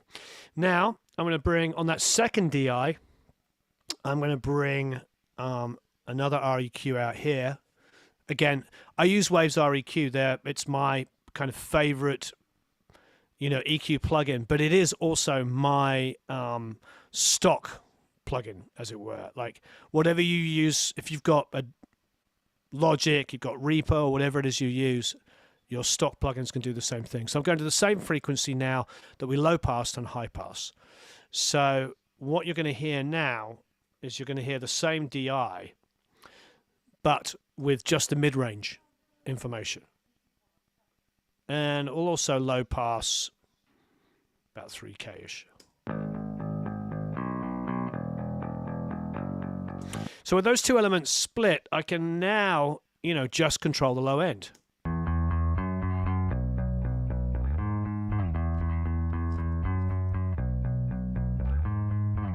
So I'm bringing down the high mids and stuff and pushing the lows a little bit. There you go, that's awesome.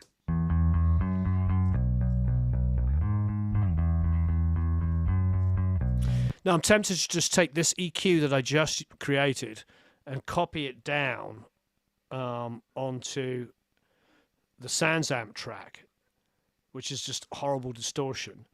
But the good thing about it will be is it will get rid of all the unnecessary low end that might cause phase issues with the DI. The first DI track that I'm using just for low end.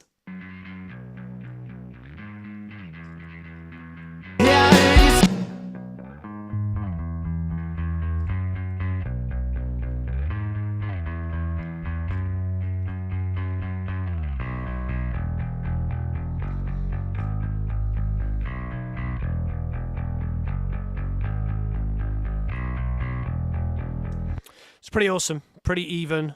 Let's put it back into group. Now what I'm going to do is put that.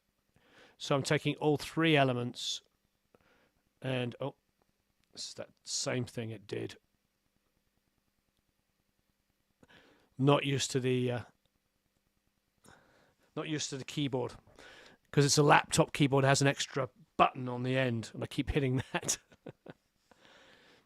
Okay, so I'm working in slow motion, and I'm using a mouse pad for anybody. What do you call these things? Yeah, trackpad. Which I've never used in my life. It's been interesting. So weird. Anytime I try to use the trackpad, so weird. Yeah, it is. Like the it's definitely interesting. magic pad or something. Is that what it's called? The magic pad? Something Am I like now? that. So, I mean, I'm in Oxford, so I could go to Hogwarts. You know.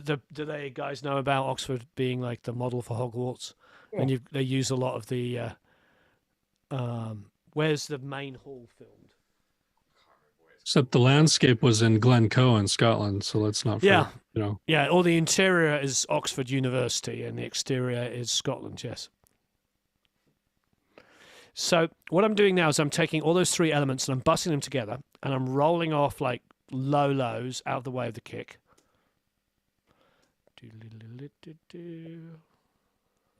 Like such. And what I'm doing is, this is something I do a lot. I'm actually controlling what I'm about to boost. So if I go, let's just go and do some high passing again. Sorry, some low passing. Go to about 3K.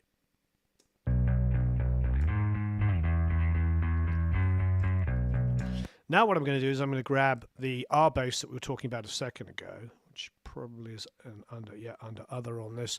Be careful with this. It defaults to 80, which is actually perfect.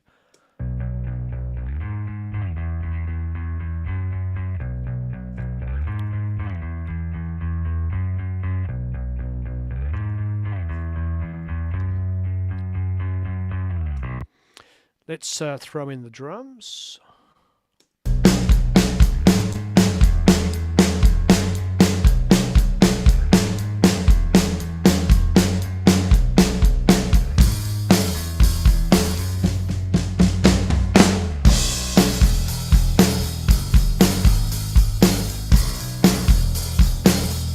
Now, my favorite plugin, two favorite plugins, to be quite blunt, are RBass and MV2. I was saying to Rob on the phone before I came down, I was like, just give me the Waves basic bundle. All I need is the MV2 and the RBass. I can use any other plugins ever, but these two things are game changers for me. The thing about this plugin is you can use it for low-level information and high-level information, meaning you can take the quiet sounds and make them louder, and the loud sounds and make them quieter, and it really means that the bass can be super even.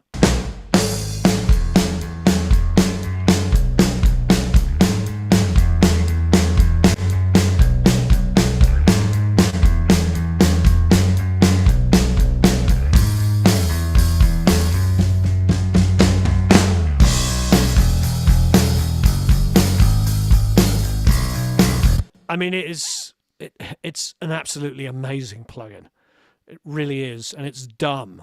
And it's basically, between that and the RBass, which is a simplified version of Max Bass. For lots of people ask me, it is basically Max Bass, which is the same plugin RBass, but has more features on Max Bass, which I never use.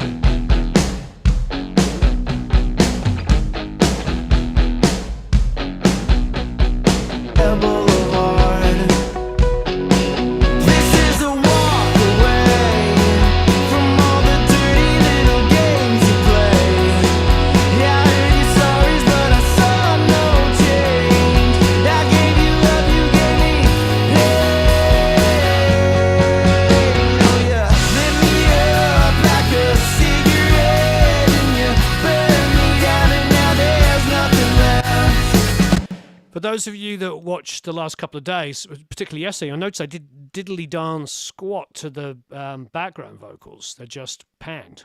Lit me up like a cigarette and you burned me down and now there's nothing left.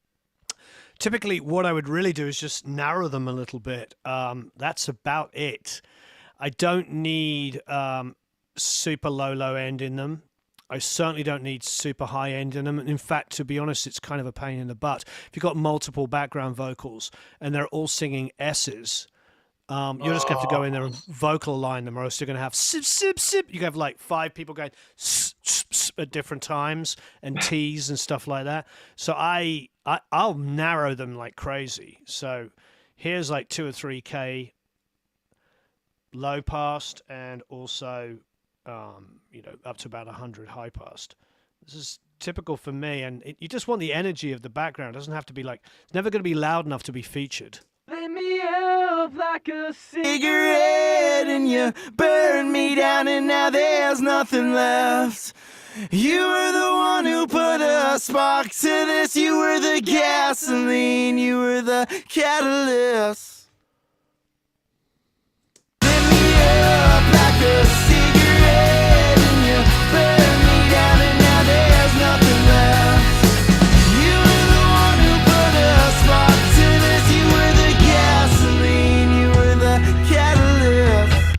Now, we could probably, before we get into the lead vocal, we could probably put like a short, almost bathroom reverb on those.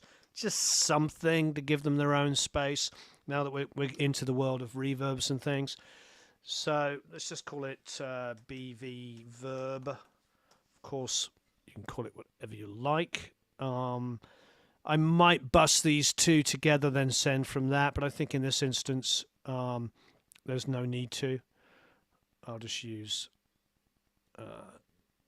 same 11 and 12. Come in on 11 and 12.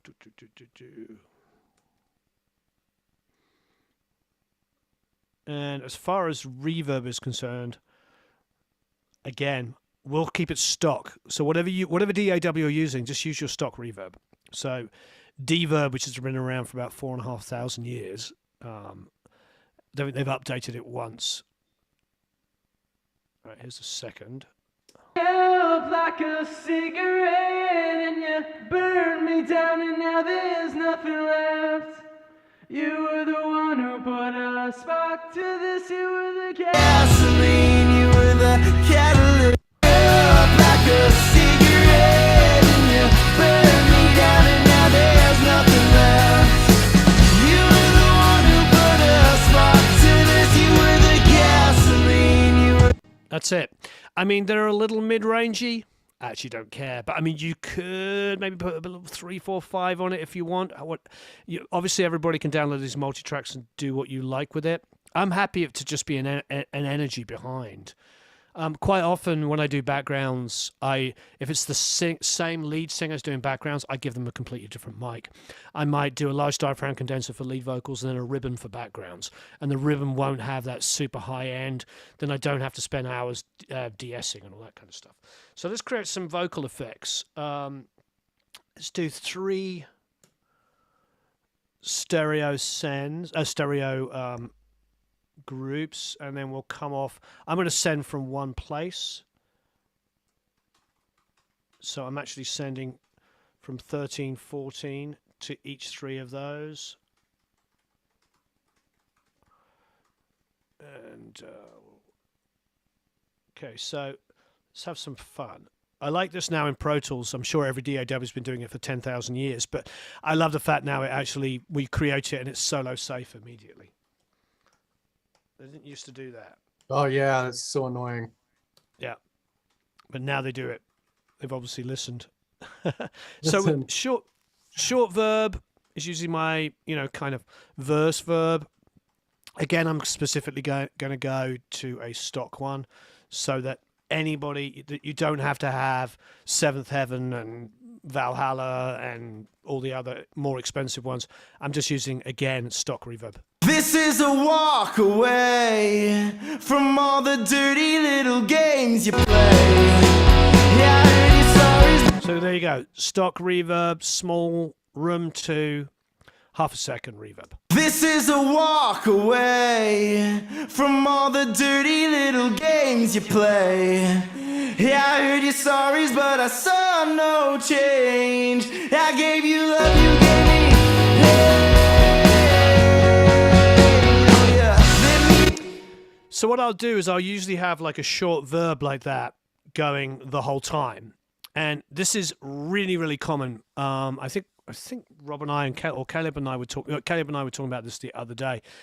One of the misconceptions with reverbs, and reverbs has been one of the biggest hurdles for me when I learned to mix, as I was learning to mix, was this idea that you had this special reverb that only the pros had, and blah, blah, blah, blah, blah.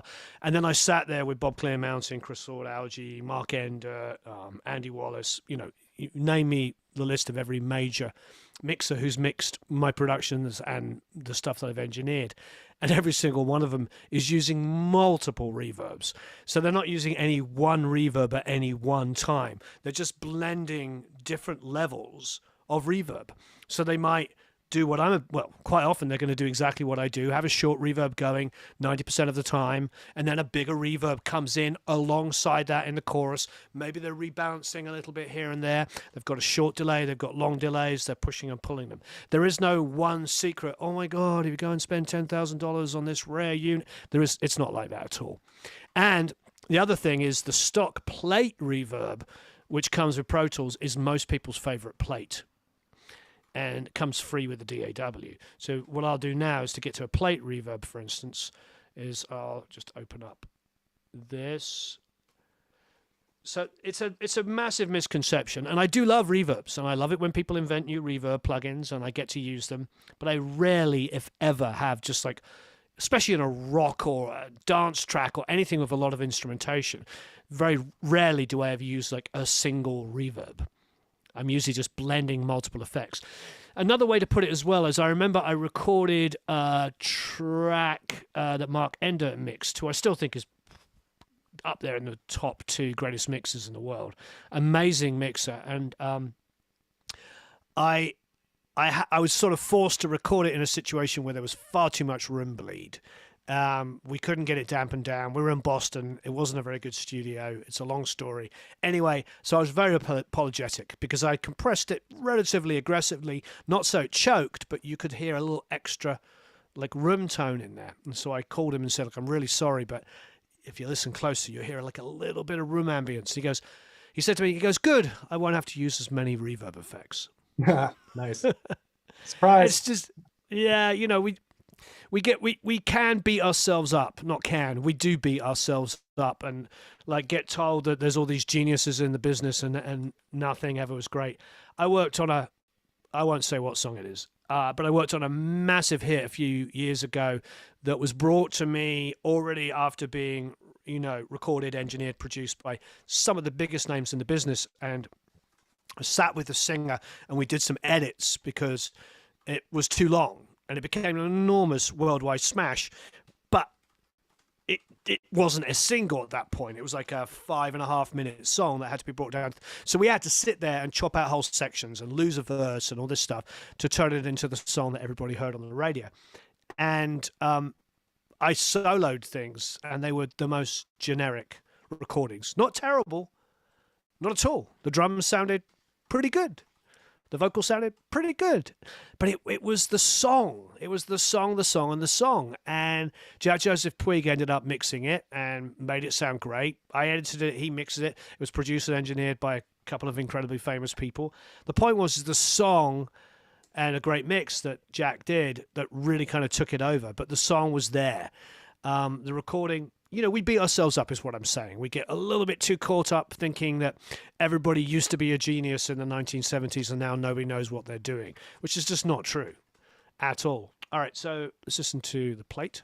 This is a walk away from all the dirty little games you play. That's a short verb and the plate together. This is a walk away. So what I would do, just with these 2 reverbs so far, is just kind of listen to when the vocal comes in.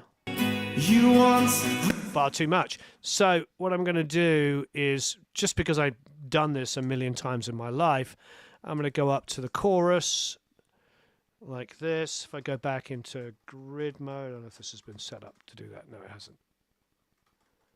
Rob very kindly just loaded Pro Tools on his computer for me. He's a Logic guy, so none of the shortcut stuff is, I'd have to go into the settings and redo all that. So what I'm doing is I'm bringing down the reverbs, both the verbs at the beginning, but particularly, of course, the plate reverb. You once lit me up like a cigarette and you burned me. So if we listen to it soloed. You once lit me up like a cigarette and you burned me down and now there's nothing left. You were the one who put a spark to this. You were the gasoline, you were the catalyst. So there you go. That's a plate and a short verb rebalanced, and it sounds like a really cool, unique reverb. It's just two reverbs blended together. Okay, so now let's take our verse verb, and I'm going to bring it up just a little, the short. Let's have a listen. It was last call. It wasn't you, it was the alcohol. Bit more of the plate as well. It was last call. It wasn't you, it was. Great, love it. Now let's listen to the pre-chorus. This is a walk away. So let's make that just a little bit bigger because it's a bit more aggressive. So I'm actually favoring the longer plate. This is a walk away from all the dirty little games you play. Yeah, I heard your stories, but I saw no change. I gave you love, you gave me hate. So what I'm going to do here is I'm just letting the verb grow into that next section.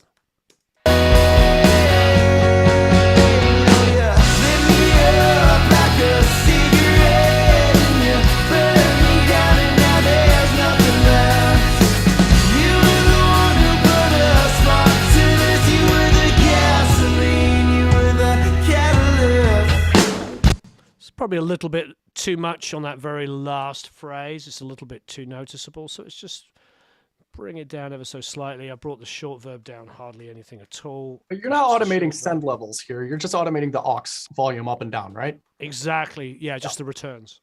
Yeah, just the returns. No, I rarely automate sends unless I'm trying to get a lot out of it, like I'm trying to hit it hotter.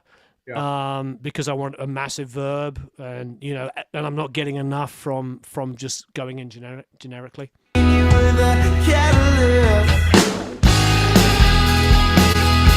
Cool. Now, while we're in the world of automation, let's go over to the volume and just bring up the chorus vocal about just over a dB, 1.2.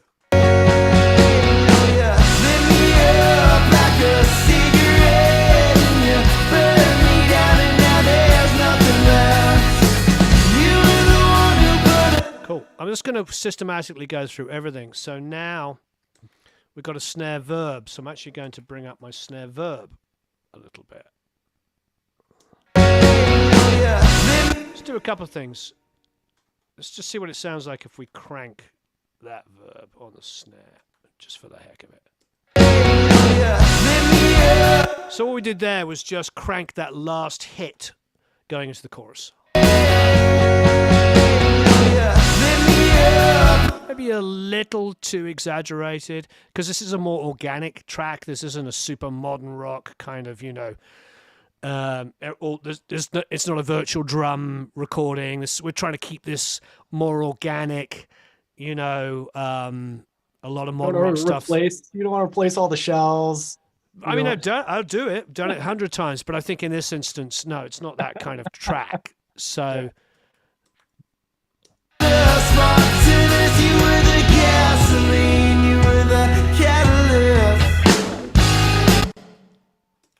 That one as well I want to bring up. So all I'm doing is just cranking the verb a little bit on that. Okay, so now I'll just bring the verb of the whole snare up in that chorus.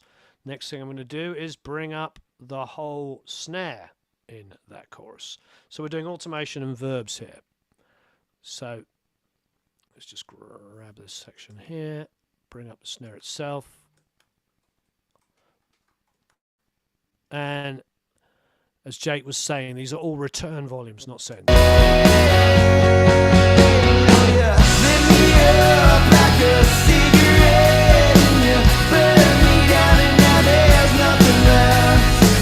You were the one who put a spark to this. You were the gasoline, you were the catalyst.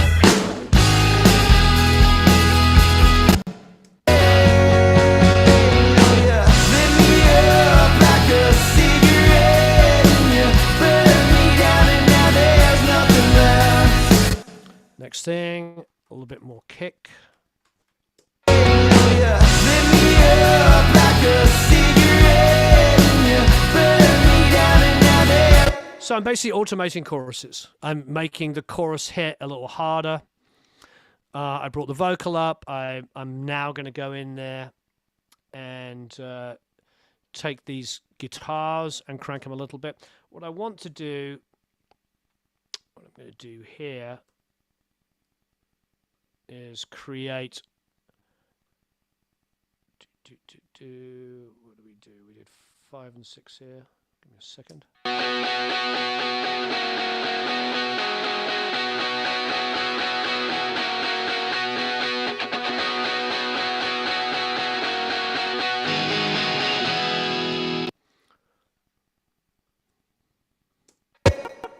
So I'm going to take the whole group and bring that up.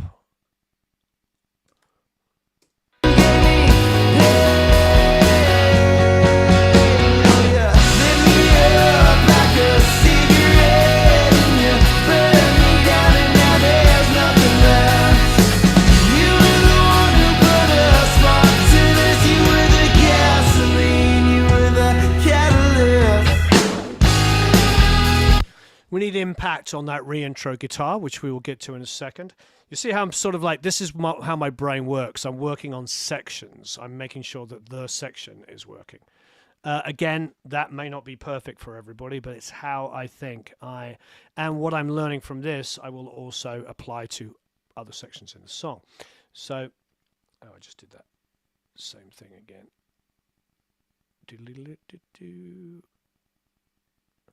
Okay, so now I'm creating a tom group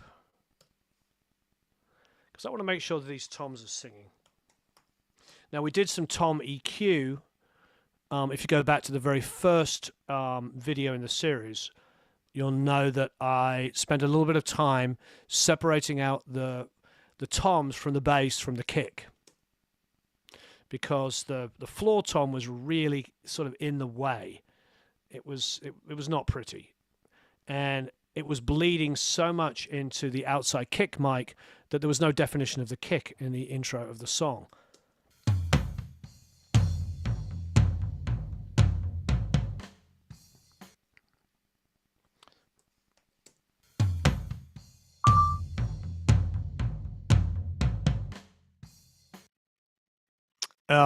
Yeah, another one of the quick keys. I just turned on noise suppression on the Zoom, thinking I was looping. Started if you hit the red square on the far left of the screen. Red square, far left. Yeah, because I was trying to turn on a quick key in Pro Tools, which isn't enabled. So, Jake, do you work in Pro Tools? I don't. Not anymore. No. I switched over to Logic, but I would be just as lost in anybody else's Logic because I've set up all my own custom shortcut keys. Yeah, for Right, sure. So yeah, your pain. It's fine. I'm not going to complain, but I just so used. I'm hitting keys and I'm realizing that they're not set up. So I just turned something on in Zoom. Oops. So what I'm going to do is I'm actually going to take this. You know what, I'm not. I was going to cheat and just pull down one of the other EQ settings. I'll redo it. So, you know, what I've done many times in the past is use an R bass in this situation as well, just to get a little bit of extra out of it. But I don't think I am. But I am going to exaggerate the EQ that I've applied on both of the other drums.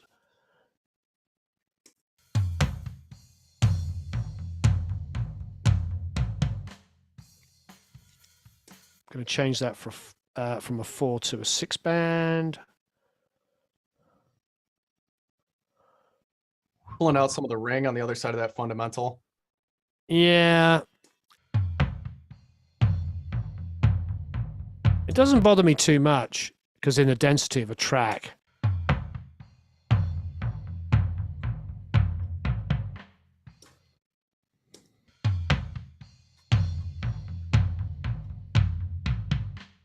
See, that's when it starts to get a little metal, what I just did there. Yeah, there's the head.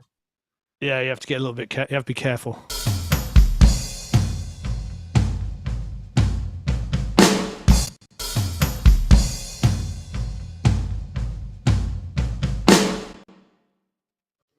Tempted because there's so much of the great thing is because there's so much of the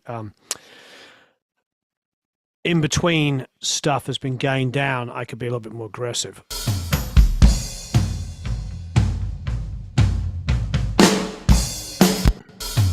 So I'm using the MV2 again here.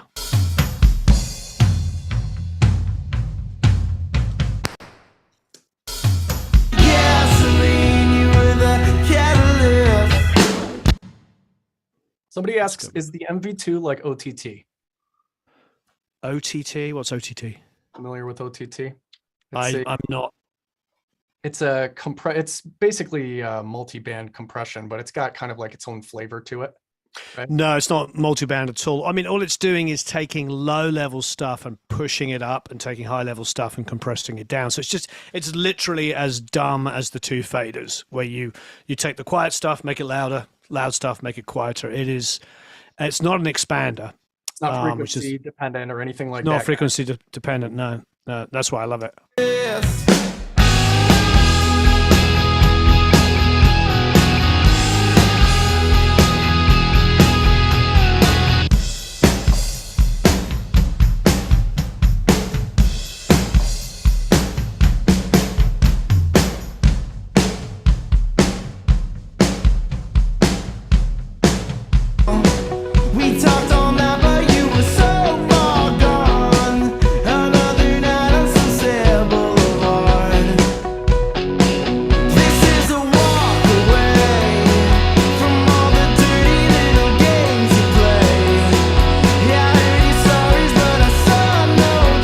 Tempted in that section there where it goes to the Motown beat to just push the verb up on the snare a bit, trying to add some excitement. We've already gained up the snare there on a previous yesterday. This is a walk away from... A little livelier. Yeah. This is a walk away from all the dirty little games you play.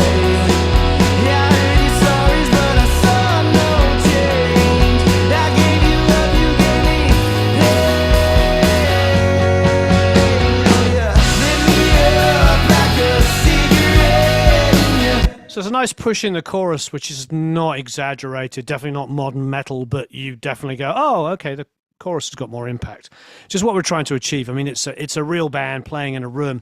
I think, as I explained on the first day, 75-80% of this song is the live take. It's the rhythm guitar, the ugly rhythm guitar tone, which I love, but it's ugly, is the rhythm guitar played on the day. I think some of the lead stuff is probably played on the day, but all the bass, drums, and was all tracked on the day.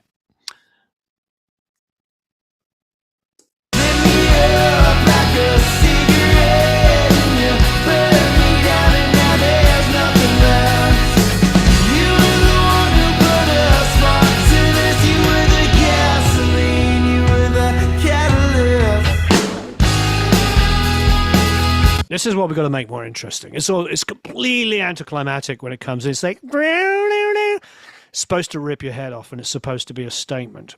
So this is where we're going to take the DI. Let's see if we could do something silly with it. We could see what we got here. Brow emotion. So people are requesting take the master volume down a hair on the whole track, Warren. Sure. Just a little. Yeah, I'm not sure what it's. I can't hear post Zoom. I can only hear pre Zoom. Right.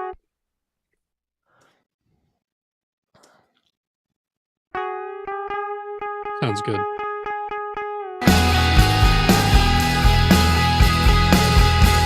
Don't you know it won't be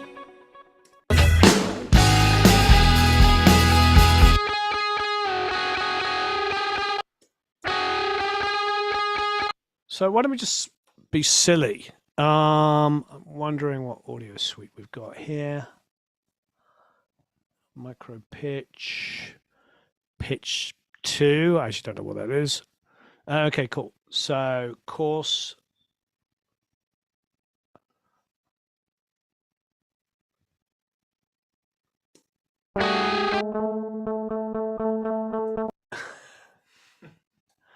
Down an octave. Let's go.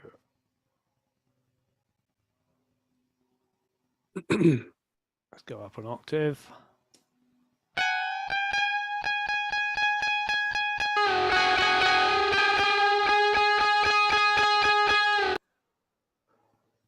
Okay. Let's see. So have some fun. Just experiment. And now if I go, this is whatever is coming as stock here. What do we got? What do we got? We must have Sansamp in here somewhere. Sansamp, I always thought came as stock. There it is. Yeah, I love Sansamp. It's disgusting.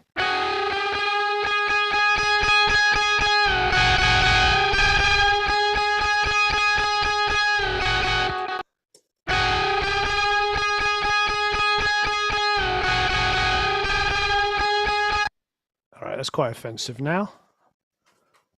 So now let's take that octave one and what should we do? Let's define a delay. These are all very fancy, all these J37s and stuff like that. I'm thinking, don't even know what Telofi is. I have no idea. Modulation delay 3. I think this is stock.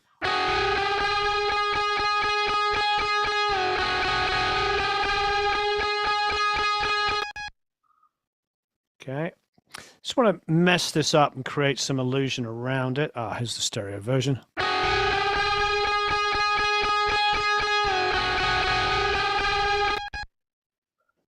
Okay, I'm going to do something like that.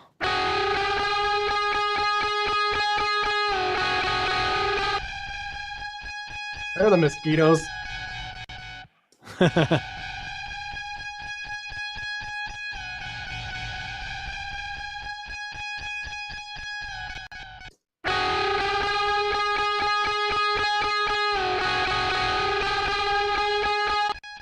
Cool. That's a cool effect.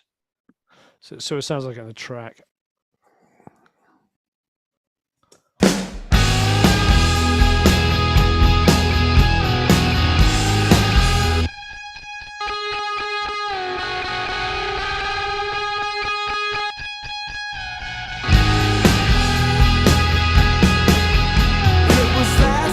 So my point is, you don't, that's the fun thing about mixing.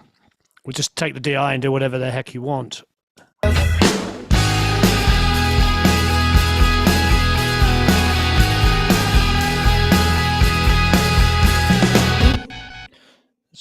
soon as we got that stereo, let's put the main one mono, and I'm just gonna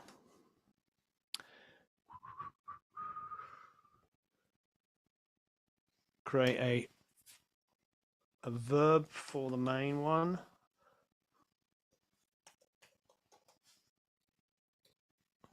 So this is going to be the main lead guitar that we just did, but the amp version of it.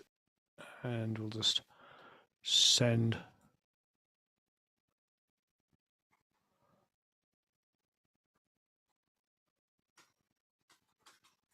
some verb.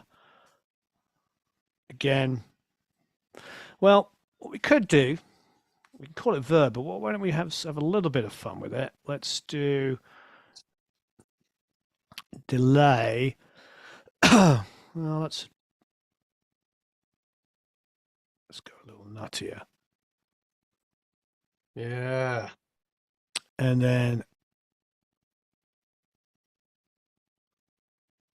so I'm setting it to the BPM of the song. What I like to do, this is a complicated thing I'm about to do. It's probably quite silly. But as the delays get longer, I like to change the EQs. So they're all set at the moment to low pass at 7.2. Then the next one should be like, Do 5. tape staging. Yeah, exactly. And this is probably the slowest possible human way of doing it. And there's probably much smarter plugins. But, So what I'm doing, it's very hard to see on the screen. It's hard for me to see, let alone somebody who's looking on a small screen at the moment. But I've basically gone from 7K to 700 on each of the progressive delays.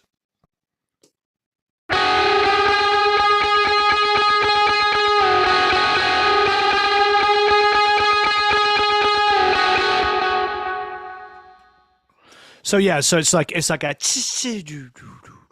so it's just getting darker as it goes along. But now what I'm going to do is I'm just going to grab a reverb, and again, stock is fine by me, long is fine by me, bring the blend down a bit, it's like 40%.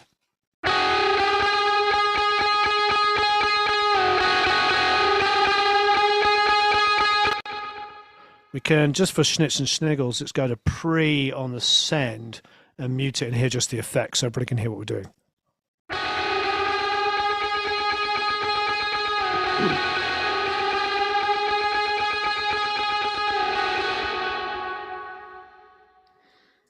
Cool. And I think that should make that whole section now a lot more interesting. Gasoline, you were the catalyst.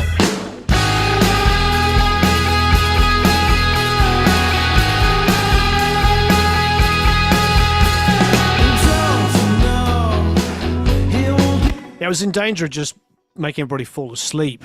You were the one who put a spark to this. You were the gasoline, you were the catalyst.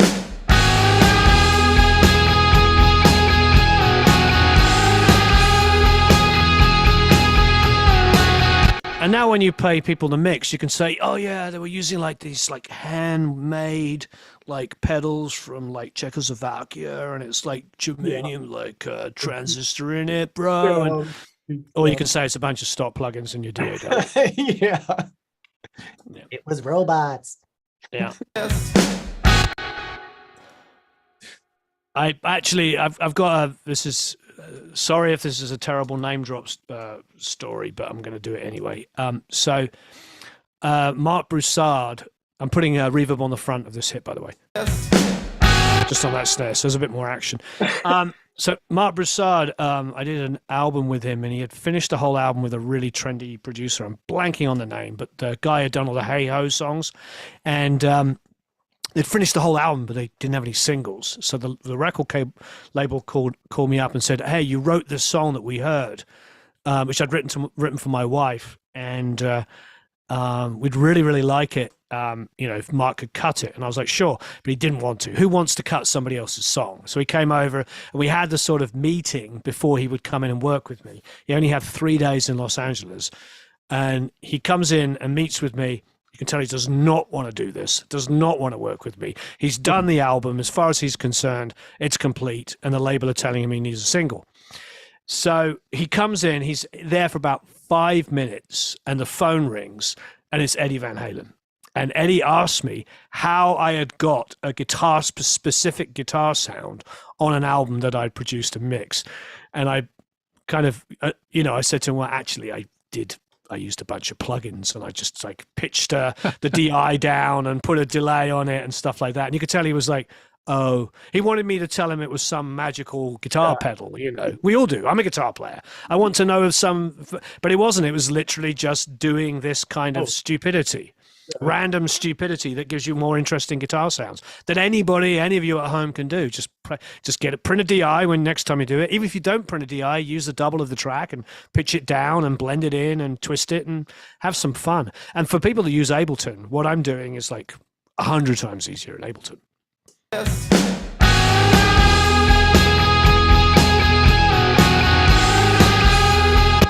Should be fun. What we should do should be fun. We should be enjoying it. Dude. Should be fun.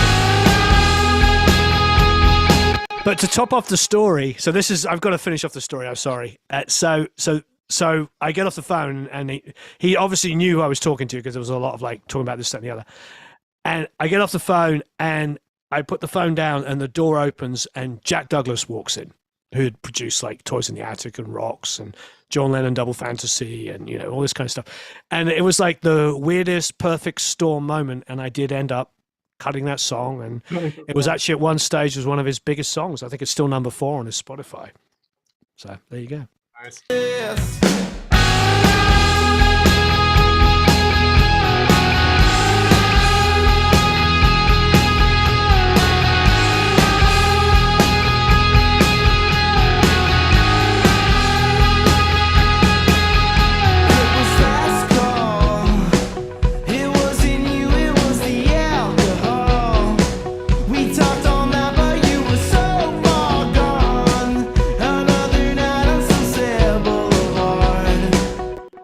I'm going to do something. In Pro Tools, we have the volume trim, which means I'm actually bringing down the vocal at the beginning, and now I'm going to turn the whole vocal up. I feel like the vocal's just on the edge of being too quiet in the whole song, but I don't want to bring up the intro more.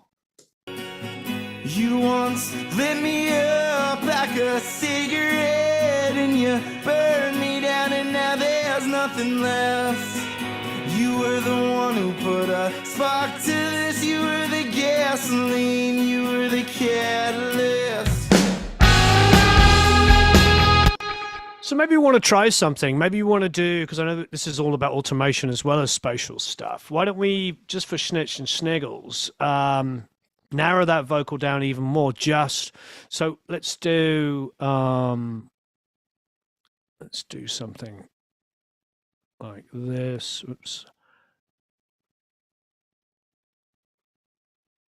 I might have to push it up a little bit louder. You once lit me up like a cigarette, and you burned me down, and now there's nothing left. You were the one who put a spark to this. You were. And I'm going to get rid of all the H3000 stuff on there that we talked about in yesterday's video. Please go back and watch that if there's anybody here that didn't do that, so you know a little bit about what that's doing. You once lit me up like a cigarette. And now all I'm going to do is just go to automation, go to master bypass, add that in. So I just did the dumbest kind of EQ move ever, just to get rid of all the top and bottom. Didn't listen to it for 4 hours, just went, yeah, that'll work. You know, sometimes it's as simple as that. And just bypass it through the rest of the song, and now it should be. You once lit me up like a cigarette, and you burned me down, and now there's nothing left. You were the one who put a spark to this. You were the gasoline, you were the catalyst.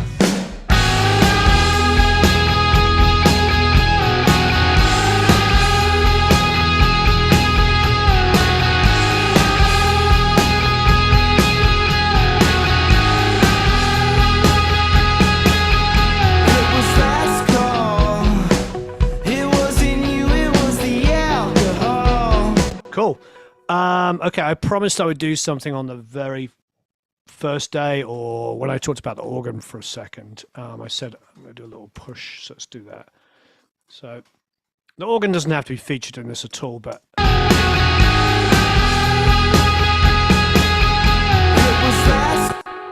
feels like it wants to just kind of swell here.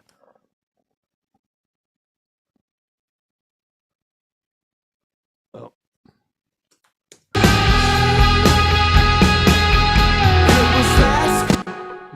Probably actually earlier.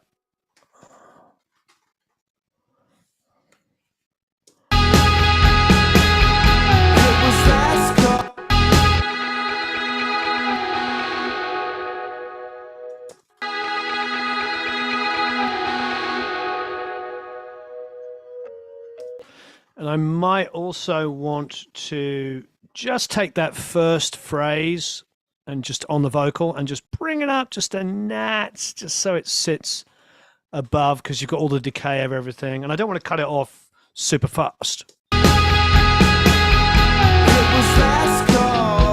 There you go, simple as that. So just a simple bit of automation. It was last.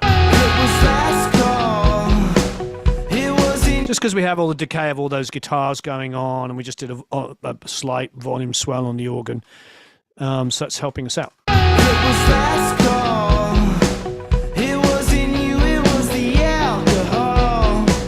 Cool. So we have two verbs going, which I think is enough, to be honest. We have a distorted on the vocal, and we have a distorted echoplex that I printed that everybody has if you download the multi-tracks, which I love. And we got the H3000. Let's put a couple of delays up there. So I don't think I need a short slapback delay. I might, maybe. Actually, I'm going to try the J37. This is probably apart from the OX sound, the only specialist plugin we've done. I think it is. I think everything else is just as stock as you can get. Dirty little games. Dirty little games you play. Oh, I love how aggressive that vocal is. Mhm. It's awesome. It's really cool. So wait there, what's going on? Dirty little games you play. Yeah, I heard your sorries, but I saw no change. Oh, I'm opening the wrong thing. It actually sounds fantastic, but that's not what I want to do. I thought I was opening the Kramer because I'm an idiot. You're an idiot. All right, there we go. Dirty little games you play. Yuck. Dirty little games you play. What is going on? Dirty little games you play. Yeah, I heard your sorries, but I'm not even going to go any further with that. Do not like that at all. Sorry, Eddie. It probably needs a bit more love than I'm prepared to give it. Oh, okay. We did like this the other day, didn't we? Dirty little games you play. Yeah, I heard your sorries, but I saw. We can unlink it. Dirty little games you play. Yeah, I heard your sorries, but I saw no change. I gave you love, you gave me pain. Oh yeah, lit me up like a cigarette, and you burned me down, and now there's nothing left. You. See, what's now my mind's been messed with because now it's under they got the J37 only under delay. That's weird, isn't it? Because it's just a tape emulation. Dirty little games you play. Yeah, I heard your sorries, but I saw no change. I gave you love, you gave me dirty little games you play. Yeah, I heard your sorries, but I saw no change. I gave you love, you gave me pain. Dirty little games you play. Yeah, I heard your sorries, but I saw no change. I gave you love, you gave me pain. Dirty little games you play. Yeah, I heard your sorries, but I saw no change. I gave you love, you gave me pain.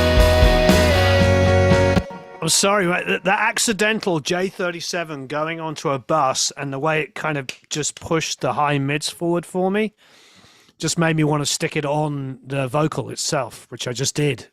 And I hit it a little harder. And yeah, I like what it's doing. Dirty little games you play. Yeah, I heard your sorries, but I saw. And I'm not a big tape emulation guy. I don't know about everybody watching or any of you guys. I tend to not get too much into that because I feel like, well, like all of this stuff here is recorded in a real room with great musicians and lots of nice mics going through Neves and APIs and all other fancy kinds of stuff. So for me, a tape emulation is like, I get it if it was all virtual instruments and I'm trying to roughen it up a little bit. But in this instance, I want the vocal to be aggressive. We've made it middly and aggressive. We've got this echoplex down here, which is adding some grit. And it's just kind of I don't know, smoothed out and made it more aggressive at the same time. Does that make sense? Yeah. Totally. I think of the style you're working in, it does make a ton of sense to have a ton of tape. I'm more in electronic and hip hop and different things where you're using a lot more samples and whatnot, and tape can be a great way to give some of that kind of character back that you get from a regular studio. Yeah, so many of us that, because I'm just of that age group where I started when I was playing in bands, recording on tape. Like recording on my first album I did in a band, I recorded on tape. My second, as a signed artist, and then my second album I did with the same band, we recorded on tape and transferred into Pro Tools. So I was like, I'm on the cusp of having all the experiences. It was last call. It wasn't you, it was the alcohol. We talked all night, but you were so far gone. Another night on Sunset Boulevard. This is a walk away from all the dirty little games you play. Yeah, I heard your stories, but I saw no change. I gave you love, you gave me hate. Oh yeah, lit me up like a cigarette, and you burned me down, and now there's nothing left. You were the one who put a spark to this. You were the gasoline, you were the catalyst.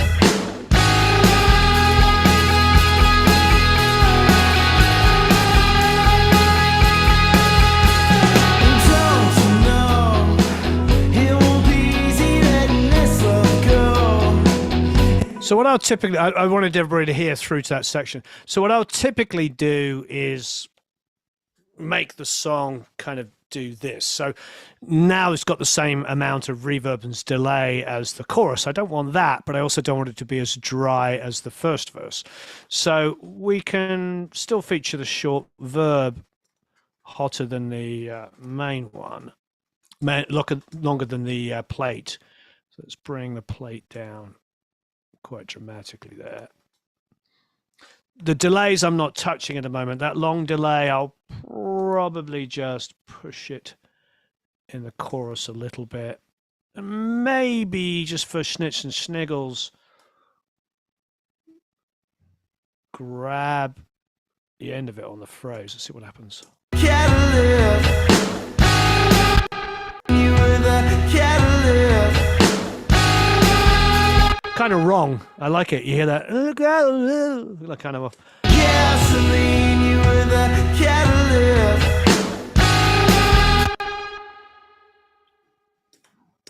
Catalyst. Catalyst. So the left-hand side's got more feedback to it. Catalyst.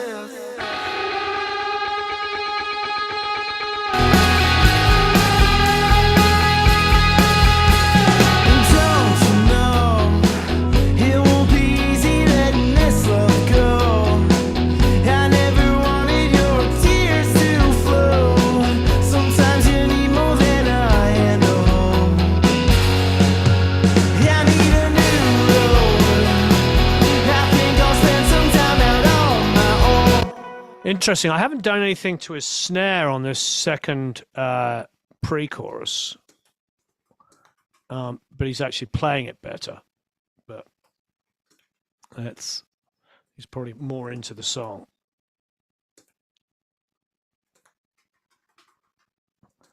Let's crank, but I am going to crank his snare there. And we'll crank the verb like we did on the first pre-chorus.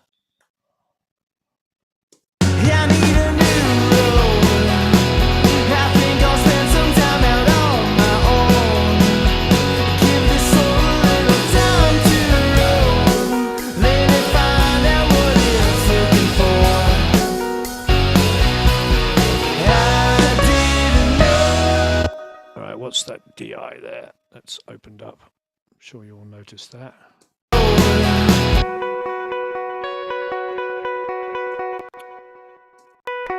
Oh yeah, we don't need it in this section. We were just using it for the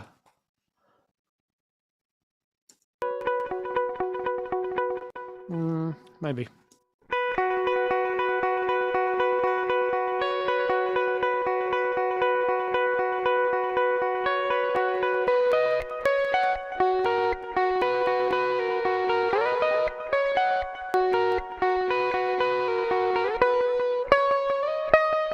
I think that's the bit. It's either going to have to come down or come out.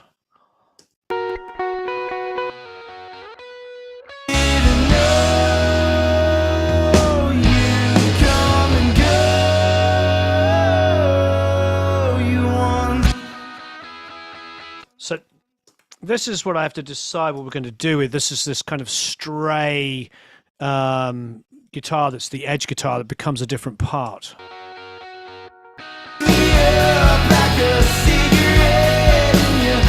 It might not be necessary because we have a balance between the left and the right guitars, so maybe this is superfluous, or maybe it's fine where it is, just a low level piece of energy. It's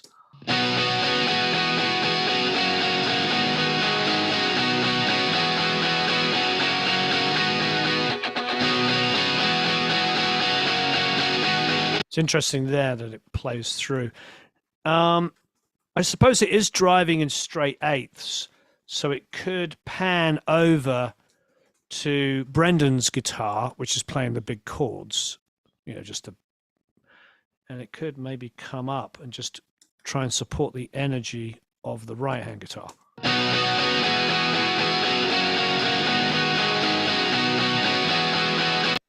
There you go.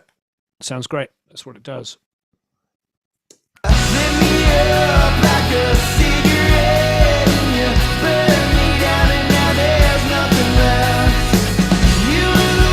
So what I liked about it is we're still using it subtly, but it's nice because it's pushing against helping Brendan's, who's the lead singer's rhythm guitar, which is recorded off the floor, which has a kind of disgusting sound, which we like, but now it's giving us, now we have two guitars going rang, nang, nang, nang, nang, which is helping the chorus move forward. So I'm just going to bring all of those sections up. And you'll notice I'm not doing any science on this. I'm not like going, oh, I brought it up 0.7521 dB. I'm just turning it up and I'm going to listen. Oh, you want lit me up like a cigarette and you burn me down and now there's nothing left. You were the one who put a spark to this. You were the gasoline, you were the catalyst.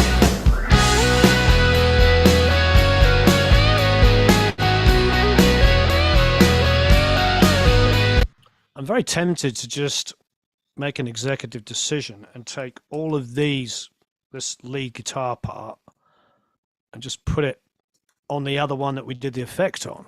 See what it sounds like.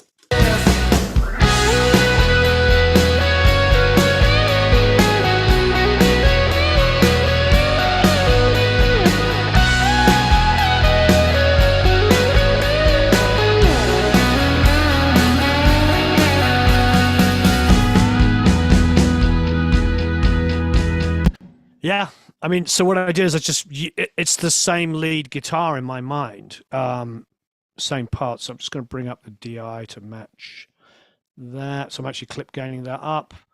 I'll probably just take the lead amp tone and just bring it up because it is a solo, so it should really be taking over from the vocal.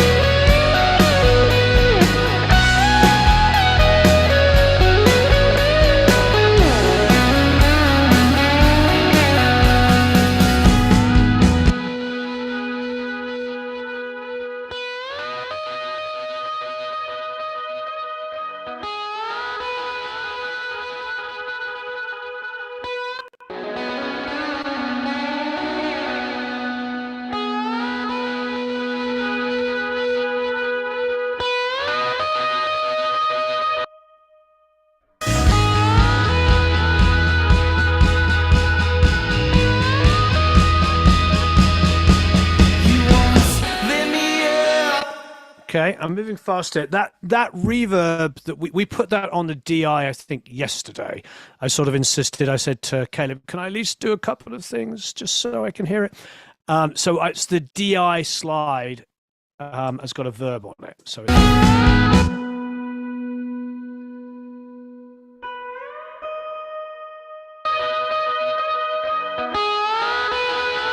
I like the DI as well because it provides a mid-range weight to the part and helps that very, very affected slide guitar part just cut just a little bit.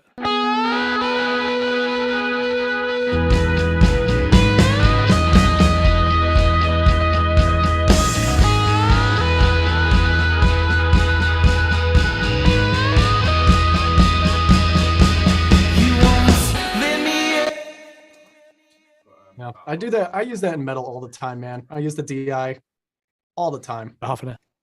Gain stuff. It's great, isn't it? Great way to bring in some dynamics here. You know, articulation. Eyes like really fuzzy track. No, it's great. So what I'm doing here is I'm doing the breakdown vocal, no effect. Well, not a no effect, little effect. You once lit me up like a cigarette, but you burned me down and now there's nothing left. Really? He hits the floor there? So anticlimactic. Do I fly in a snare? Maybe that's part of the beauty. Just a deadpool. Rob, what were you saying? Sorry. If we just do a quick 5-minute break. Yeah. And then can wrap up after that. Okay, we're going to take a 5-minute ear break, and then we're going to wrap up and have this schnizzle done in the next 25, 30 minutes. We're getting close. How much schnizzle? Right. Back in 5. Hey, really quick, while you guys are on the break, I know some of you are still wanting to book a call and had trouble doing so. If you had trouble doing it, just go ahead and click that link now. You should be able to book the call. No problem. It's just mastering.com/TRE. You should be able to book a call. Let me know if you have any trouble with that. We want everyone who wants to book a call just to be able to.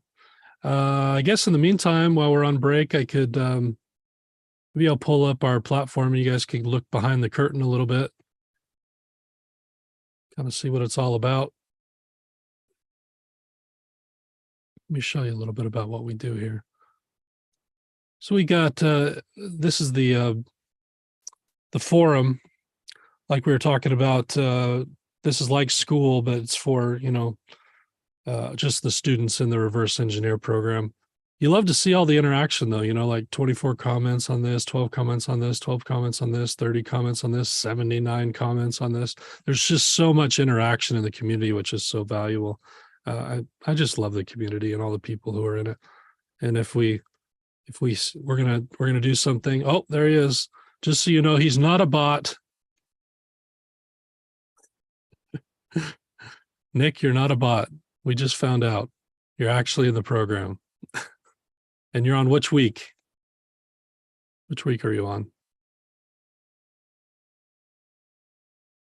8. We call them weeks, but they're more like modules. So we just have, that's the name for them. But you see all these different weeks. We call them weeks. Again, they're more like modules. They'll take you, week 3 will probably take you a month or 2. And a lot of these really foundational ones will take you a month or 2. You start off, like we said, with mastering. So again, there's a lot of method to this madness, because what it requires for you is right up front, get the essentials that are actually going to allow you to train for instinct, right? You can't do that without a room. That's the first thing we're going to go into. We're going to work with you on your room. We're going to lean into technology, even if you don't have an ideal space. Even if you have to work on headphones, to be honest with you, we're going to do our best to get you as close to accurate as possible. Are there limitations there? To some degree, depending on what you have, of course, but we can get you pretty close these days with technology and just good advice and kind of an understanding of acoustics. So we'll work with you directly on your room to get to where you can be hearing things plus or minus, I would say, 2 or 3 dB of actually flat instead of 12 to 15 degrees off of flat, which is going to make it impossible for you to mix and master. Once we do that, we dive into ear training. we start having you do ear training every day. It's a gamified, cool little program that we have you use, and you're going to do that every day, and it's going to change your whole relationship to sound. I think the key to all of this is it's not about tips and tricks. This is all about changing your mind. It's all about changing your mindset. It's all about changing your whole relationship to music and to sound. And in fact, once you have done enough of that ear training, the world starts to kind of drive you insane a little bit. You start noticing the refrigerator is 60 hertz and it's bugging you in the middle of the night. So you'll learn to hear sound in a way that probably less than 1% of the world population knows how to. And your relationship to sound and how to sculpt and how to change sound will be so increased. Once you have that, then we can dive into things like EQ and compression and limiting and go really deep on that stuff. Teach you that it's not about the gimmicks. It's not about these newfangled plugins that do all this fancy stuff. You can master a track with just basic EQ, compression, saturation, things like that. Some of the other plugins can be useful, but it's like milk before meat, and see how far you can push it. I remember my very first, when I was learning this stuff many, many years ago, I got my first client and it was for the drummer of Under Oath and an EDM producer, and they were having me master a track because they couldn't find someone to get it right. It was actually my first time getting a client in mastering. I had been more of a producer. And I was so intimidated because the guy I was up against had a room full of gear, and I had like a room in my house, and I basically just had, in the box plugins and nothing too fancy. I ended up winning the project, and it really showed me, hey, it's not about all that other stuff. It's really about, because I was working really, really hard to go deep and learn. I had been really stubborn in myself, thinking, oh, I got it all figured out. I was a professional at this point. I was doing this for a career. I'd been actually doing it professionally for 10 years. I was like, what else do I have to learn? Mastering made me change my whole relationship to everything. It taught me all the stuff I was doing wrong all along the way. So I'm a firm believer in what we're teaching because I've experienced it myself. And you find that when you have that deep understanding, when you have the room, when you have the ears, you can do so much more than people who don't have that, who are just sitting in a room. And then, of course, that's just the foundation. When we have that foundation, it's like, okay, how does this apply to mixing? How does this apply to a multi-track situation? The fundamentals are the same. We just need to know how to think about things a little differently and compartmentalize. Like I said, mastering is its own thing. We work with it in a certain way so that we can keep it a separate process, and we keep mastering a separate thing so we can keep it a separate process. That's really fun. And by the time you're done with this portion, you're probably several months, 4, 5, 6 months into daily learning, daily ear training. Things start to click, and like I said before, you start to have this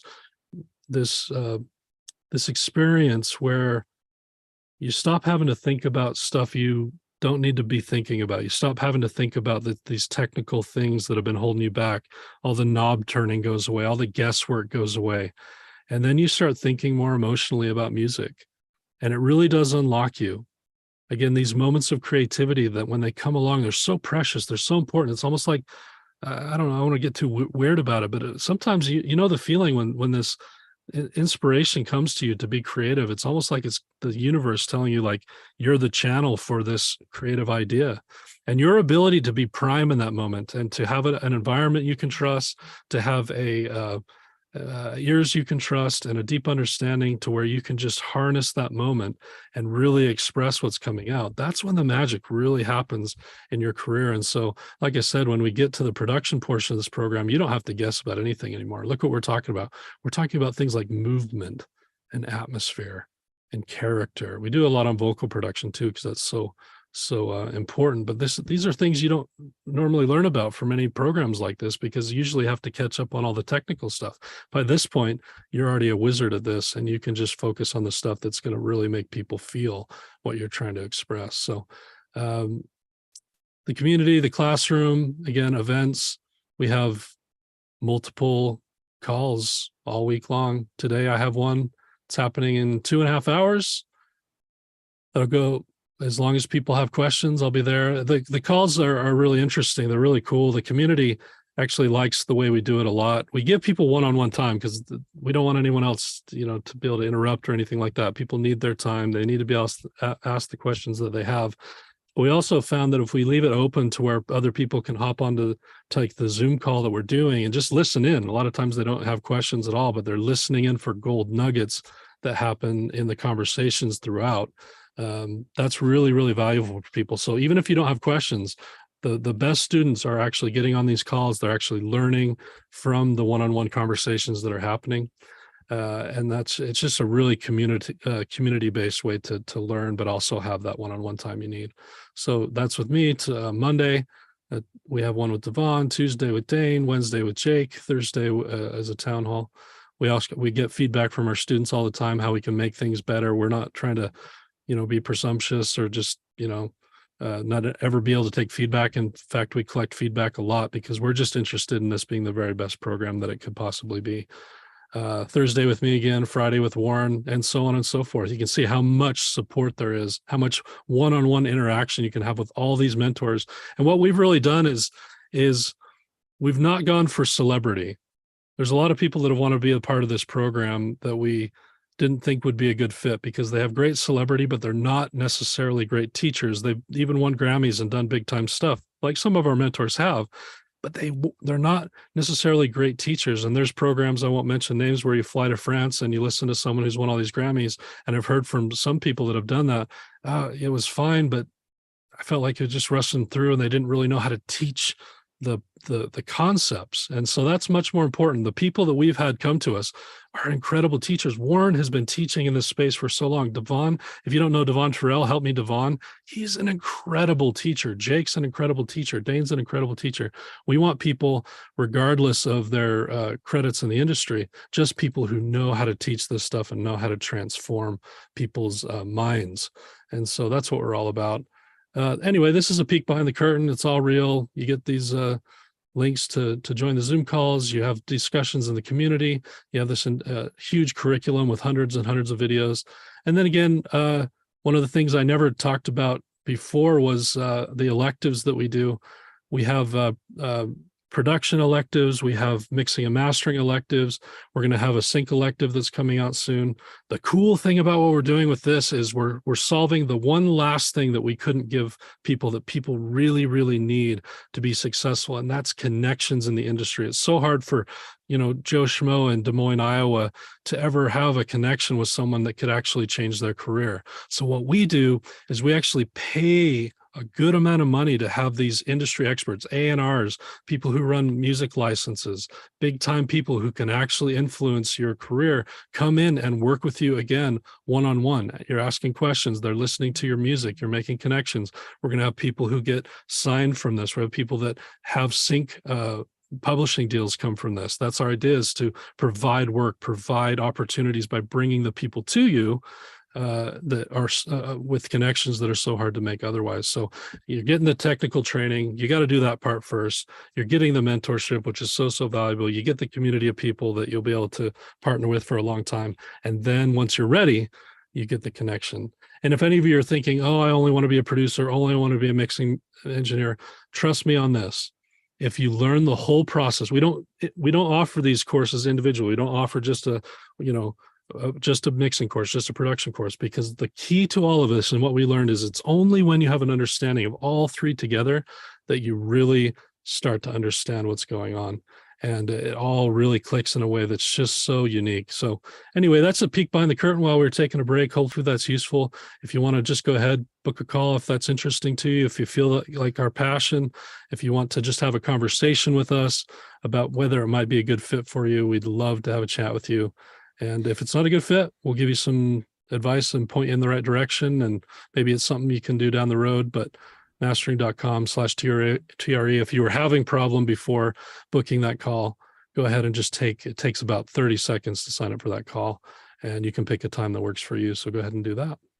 Thanks, guys. Just wanted to drop a little bit more info for you that we're asking questions, and we'll turn it back to Warren. Marvelous. Well, I think we're on the last few minutes, the home stretch, as it were. I need to just make sure that I've done all the moves that, so we're going to push up the kicks in the choruses. I might just keep the kick loud through the solo and the chorus out. The snare, same thing. Both the verb and the actual volume. I'm just mirroring what we did on the other the other choruses. Sorry. Lead vocal should be pretty. This should be pretty darn close. Then we just do an idiot listen down, make sure it all works. We did a lot of the work on fine tuning the vocal sitting in the pocket actually on day one. So there's a little bit left, but it's pretty close. Yeah, for those of you that weren't tuned in on the day 1 and 2, make sure you go back to those and check out what we did.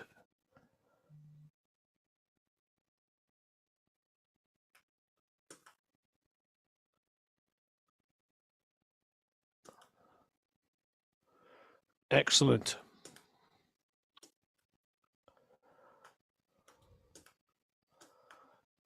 Okie dokie. I want to listen down from the top and see how the impact is.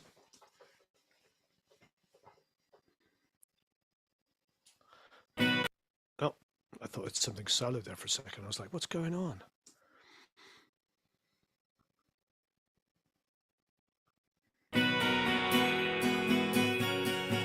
You once lit me up like a cigarette, and you burned me down, and now there's nothing left. You were the one who put a spark to this. You were the gasoline, you were the catalyst.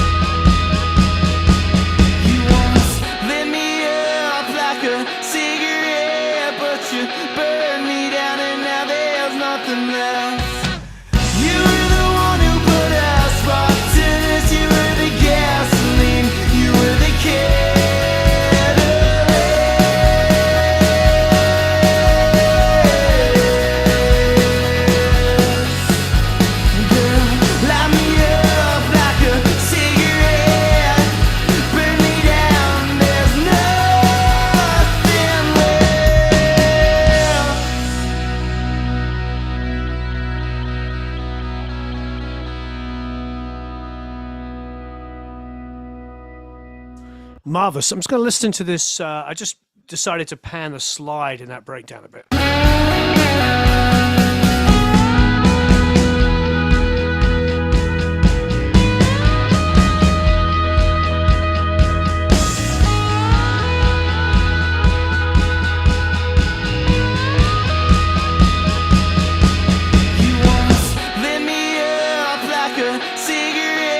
So yeah, I just wanted it to be a bit more interesting. So it's just going left to right, not even full left, just to make it a little bit more interesting, that section. Plus we have that really ultra reverbed out. But I'm pretty darn happy. I think in a perfect world, I would break and probably come back either in an hour or two or the next morning and do tiny little tweaks. But essentially speaking, that's the meat and potatoes, all the sections pushed the way I'd want it to be. And God bless her and all that's selling her. There you go, young Caleb. He's a lot older than he looks. I'm chasing you down, Warren. I get closer to your age every day. What, you're 74 or 75 now? I forget. Getting close. Warren, that was awesome. Thank you so much. I mean, it was a lot of fun. Thanks incredible. for having me. It's.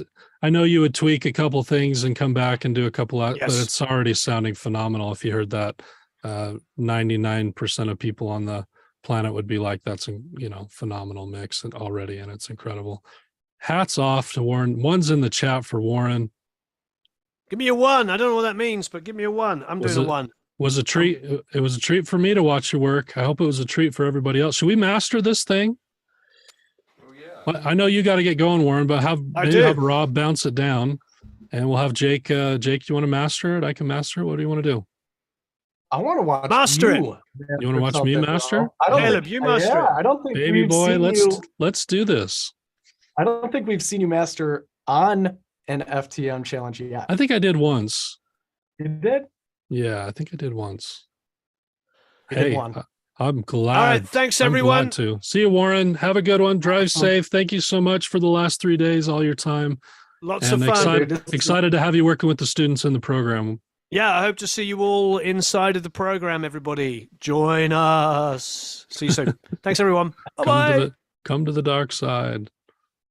Gooble gobble, gooble gobble. It was a lot less silly, this Fix the Mix, without you, Jake. Glad you got a little bit of it in there. Try to. We have a lot of fun.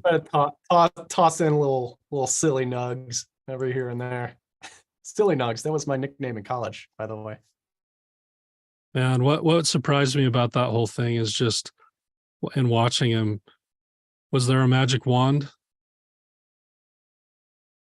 He used basic, did he even use an advanced plugin one time? Yeah, he used a couple waves things, but no magic wands. And guys, I kept writing it in the chat too. A lot of these concepts and a lot of his intention for the FTM regulars, this should seem very familiar to you. The moves that he's making, right? The simplicity behind a lot of this stuff. It's very much just boils down to goals, intention, ears, right? Yeah, his way is slightly different than Jake's way, or even everyone has their own different way, but the foundational principles behind it all, exactly the same. Yeah, dude, there's so much alignment there, guys. So much alignment. And this isn't going to be hard to master. It's already pretty close. That's the idea with mastering. Ideally, mastering doesn't even really hardly need to exist. It's maybe a 5% thing and turning it up to industry standard volume. But the worse the mix is, the harder it is to master. But a great mix needs very little, and that's great because every move you do is destructive. You want to do the least amount of moves to have it sound great. Rob, you gonna bounce this down for me? All right, give me 2 seconds. I will. 2 seconds granted. Damn it, might need a bit longer than that. It's okay. 3 seconds. Ask any questions you have about anything, whether it's about something with mixing or about the program or anything. Let's see. We're here. Where it's your beck and call. Curious about Dolby Atmos mixing. Just, I guess general thoughts on Atmos. I mean, That's, it's here to stay for film, I would say. You know, kind of jury's out, I think, on the future of like it in music. Right? Yep. I mean, a It's lot like- of stuff's getting switched over to it. They're going to try. We'll see what happens. Oh, it's nice to sit back at the desk. Yeah. That's literally the first time I've ever used that little. I've got like a little 2-seater sofa there. It's the We're first time cutting it's it been now. used. Yeah. Best Right. mixed and mastered albums of all time. We mentioned one a couple days ago, Tools Lateralis. I have a kind of Oh, I have kind of a weird one I've mentioned before on Fix the Mixes, but Kenny Loggins' Return to Pooh Corner album it sounds phenomenal. Return to what corner? Pooh Corner. It's a kids songs. Winnie the Pooh. Return to Pooh Corner. Do you know what I've been rinsing recently? Radiohead.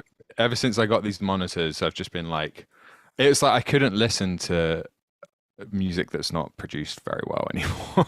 I could get away with it on the HS80Ms, but on these, it's like, it's just annoying. So I've been listening to a lot of Tool, like 10,000 Days, Fear Inoculum, like some of the newer stuff. The new Sigur Rós are really well produced. The Smile, their record, their new Smile, record. Oh my gosh, it's so good. Sounds so in good. Rainbows, a bit older, and Yeah. also Random Access Memories. That's like, you can't go wrong with that Daft Punk album. That's like extremely clean. And there was another one. Who's Silk Sonics? That's Silk Sonic. That their latest album. What's it called? An Evening with Silk Sonic. The Bruno Mars, Anderson .Paak kind of super group. Yeah. Really well produced. And the new Kendrick Lamar album, also great. I don't know if we got any metalheads in here, but Viljarda. Anybody familiar? Also, Caleb, I just sent you it on Slack. I got it. Bounce. I Spell got it. Thanks. Back in here. Some of the best metal production I've heard in a while. Pretty sick stuff.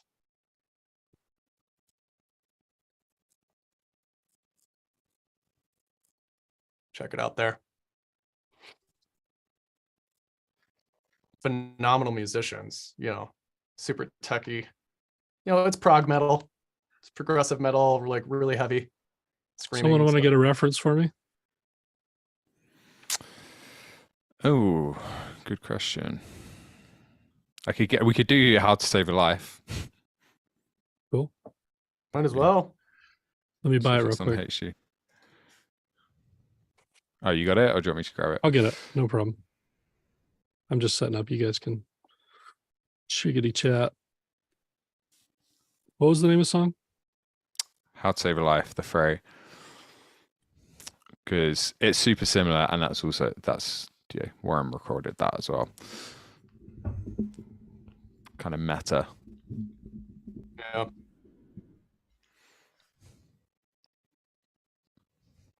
I'm trying to think if Probably there's any gonna want a little questions.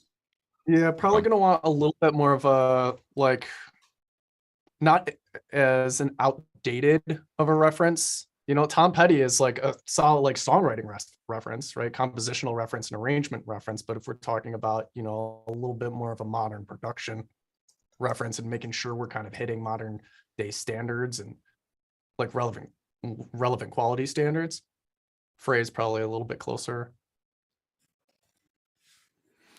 Just going to smash out a few questions here. So someone asked what monitors did I get? Dutch and Dutch 8Cs. I've been mixing on the Yamaha HS80Ms for about a decade at least, which is basically the HS8s. But I've just moved to a new place, set up a new studio, and decided to upgrade. And they're incredible, really, really good. Someone else asked, using clippers into limiters. What's your take on that? Yes. Come to the next FTM, because Jake gives a master class on clipping and limiting. That's all I really talk about. What was the plugin used to compare EQ against your track and reference track? So we use a combination of Waves. PAS Analyzer is the curve, as you said. EQ, I think you called it, but yeah, just seeing like the frequency curve, and then we were using reference 2 by mastering the mix. Jake likes reference 2. I use the PASs just because they make more sense to my brain, and it's just kind of easier to see for me. But it's just as long as you're doing it somehow, right, is the key. Yeah, I switch back and forth between the two. Alvaro said, curious. Sorry, I didn't mean to interrupt. Alvaro said, "Are we using SonarWorks on the LCDX?" Probably. I prefer them without SonarWorks, interestingly, and that's going against my own advice almost. It's kind of hypocritical. They are definitely a little bit flatter with SonarWorks, but there's a bit more of a bump in the low end I find without SonarWorks, and I just really enjoy it. So for me, I actually prefer using them without, and I used them for a while without, and then I kind of got used to it. But I don't know about you guys. I haven't played with it enough yet. They sound great, and it totally translates without. They're very, very good headphones. With more expensive stuff, it becomes less important, I think, because they're already pretty flat, or they have a characteristic that you like. For example, like if you look at like the Yamaha HS10s, they're not flat. They have a bump in the upper mid-range. That's why people NS10s, I think that's the NS10s. That's why people like them, because it kind of reveals, zooms in on the mid-range. Anyway, that's a whole other tangent. I don't want to take up too much time here. We need to let Caleb master this. Any other questions? I'm happy to, if there's any last questions. Did everyone was everyone able to book a call who wanted to? Hope we're not having any troubles with that.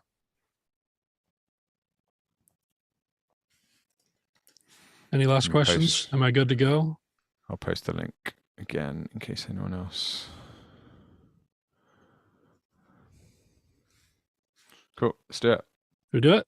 Okay. There are questions, but I don't think we're going to be able to get to all of them. And some of them are contextual ones for Warren. But yeah, go on, crack on. Well, let's look at the difference between the PAS analyzer for.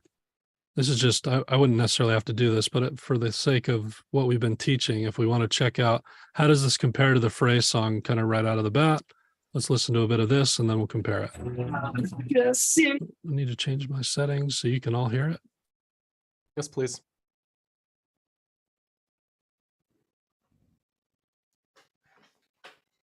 You guys want to be able to hear it, I guess, huh? If you can. Okay. Not essential. Fine.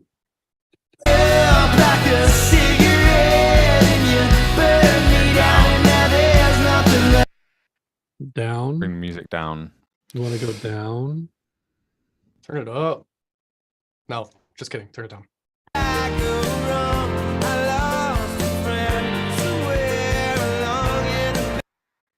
Well, pretty close. It's weirdly close. Because Warren recorded both of them in the same studio. I mean, I've almost never seen it. It's almost a bad example. I've almost never seen anything like that. And I think in close succession, right? Like in the same year, even. Yeah, I think go back to the day one replay for anyone else who wants to dig deeper. But I think he said he recorded How to Save a Life and then this band, and then they got loads of work off the back of that. And this band that he's been mixing was one of those. So, yeah, that's shocking. I mean, I'll do a little bit of work in the low end,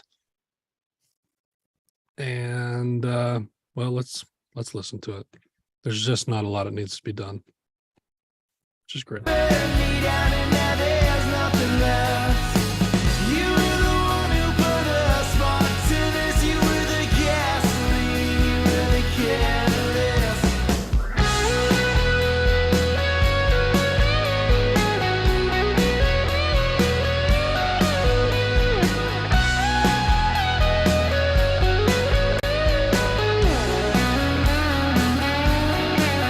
use this curve bender just to roll off the low end. I could just do that with FabFilter or something, but I love the way the electronics in this thing sound. So I'm just running everything through it, but all I'm doing is actually just rolling off below 30 on the master. And you'll see that here. You see this is a little bit lower. This will start to look lower. You see that? That's just kind of wasted space down there. It's not really doing anything. But I like the way it just kind of gives it a thing. I'll play it. You see, you get.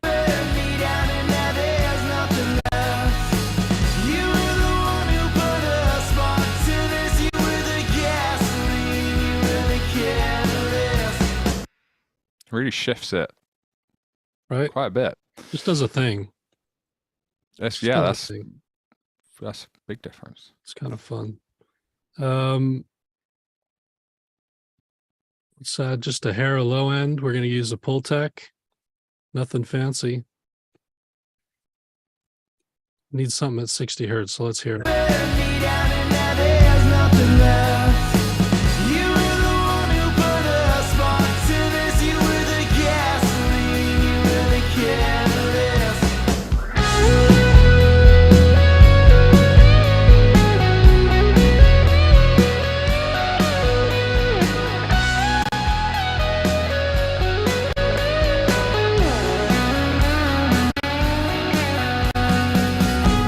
You hear that? Just a little bit of bottom, brings everything up a little bit. A little bombastic. Warren didn't bounce this down with enough headroom, so we'll just turn it down here. Shame on Warren. Is he here? Can we scold him?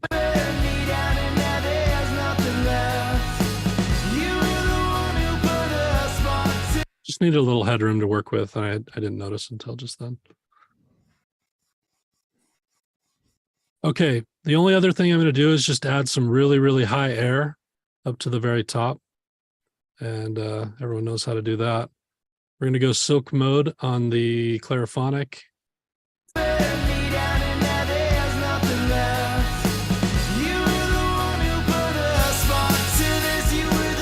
Yeah, high up there it is. It's very, very high up.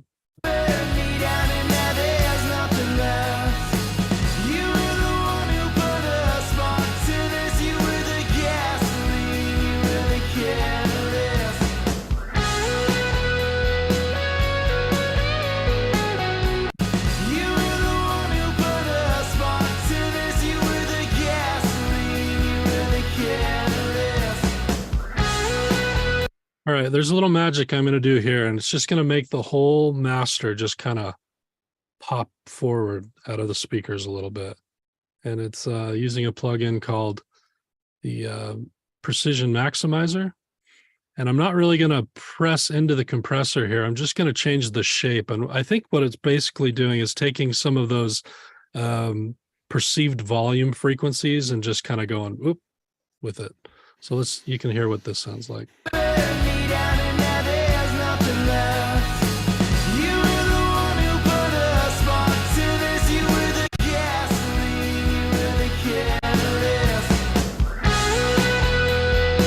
You hear that?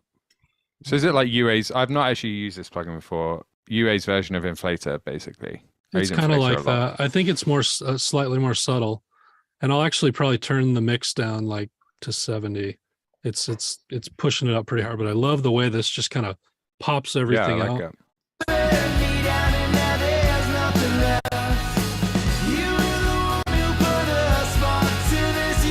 It's kind of magic, right? Another magic. Yeah, it changes the stereo imaging so ever so slightly, but you're right. It's almost like, popping out, right? Another one that's fun on live mixes like this is the Precision K stereo. And I'm just going to kiss it with this. This is a Bobcats developed this plugin for Precision for UA, and it just does a thing with widening. And but it's just very, very subtle. It's actually adding, what it's doing is actually adding some some ambiance. It's adding some more room almost into everything. So if you have something like this and you want it to just sound even more alive, like you're right in there in the room with them, this can be a fun plugin. Sometimes it doesn't work, so let's just see.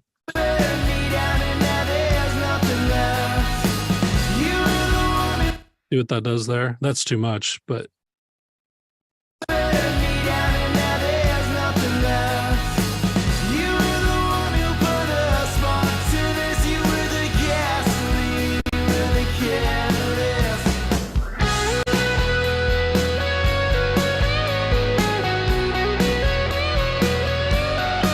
just kissing it. It just opens things up a little bit. Really, really cool, right?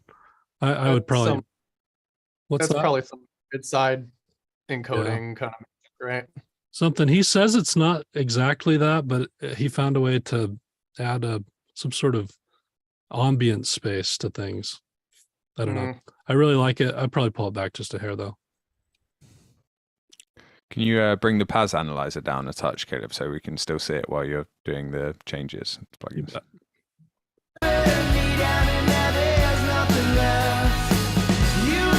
What's crazy is we added that kind of presence with that maximizer, and it sounds more forward. It sounds like it affected those kind of presence frequencies, but you don't really see it, on the Paz very much. It just does a thing. I don't know. And then we'll limit it. We'll call it a day. Just a little bit of limiting. We're going to get it up to negative 9. It'll say -9 on the map meter, which is kind of like -9 RMS. It's not quite, but it's similar to that. -9 RMS is a nice target for industry standard music. It's above what the streaming services want. So they will turn it down a little bit, but it's a nice balance between volume and dynamics. And we'll also assess the value the dynamics on this. So we're going to go to the output at -1. -1 dB, that's the new standard for this.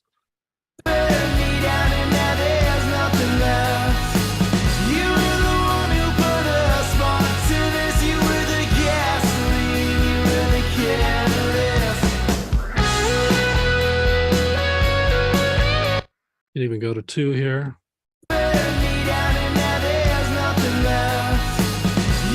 Middle bar is showing dynamics. I want to keep that in the green if I can. This is just telling me the dynamic range, and to keep that in the green on the loudest part of the song is a really, really nice thing to do.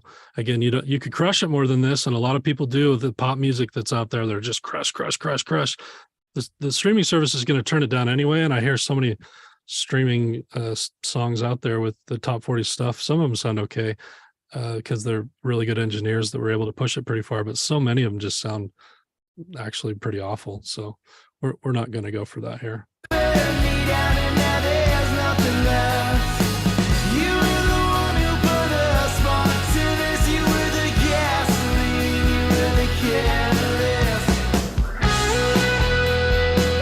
Turn everything off and then back on. Great plugin for this. That is a bit of, honestly, it's like a game changer for me. It's Ian Shepherd's one. Oh, damn it, I forget what it's called. It's called like Reference or something, but it lets you do that, because I always found that to be a huge pain in the ass, right? Like when you're mastering, you have to bypass everything. Yeah, Jake's faster at it than me. He's like Perception AB it's called. Yeah, it's really cool. All right, I'll add these in one at a time. You can hear how each step is affecting things. Little saturation to start. That's just controlling a little bit of dynamics. I didn't compress this, by the way, at all. I limited it a little bit. It was already compressed enough for me. I think it has a lot of life that you want to retain. If it was something with a ton of transients, but you look, again, I mentioned this on day one, if you're looking at the transient information here, it's already pretty controlled.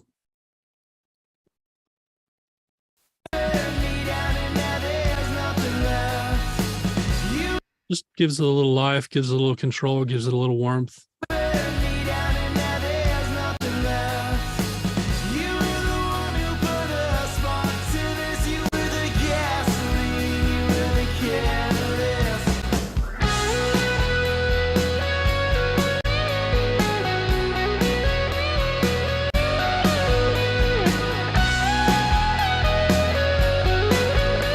I'm actually going to put this plug in first. Did I switch it? Yeah. This will sound better. Let's listen.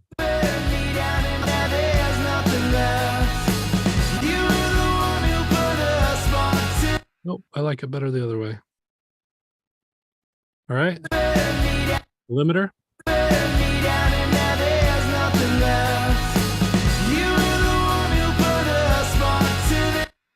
Before? You know, I just realized What? it was clipping. It was, yeah. That's because it shouldn't. As soon as you zoomed in on that waveform, I was like, that shouldn't be Yeah. happening. There wasn't a limiter on it, so it was clipping. Just clipping a little bit. Hey, we do that here. Here's before all the way. Here's after.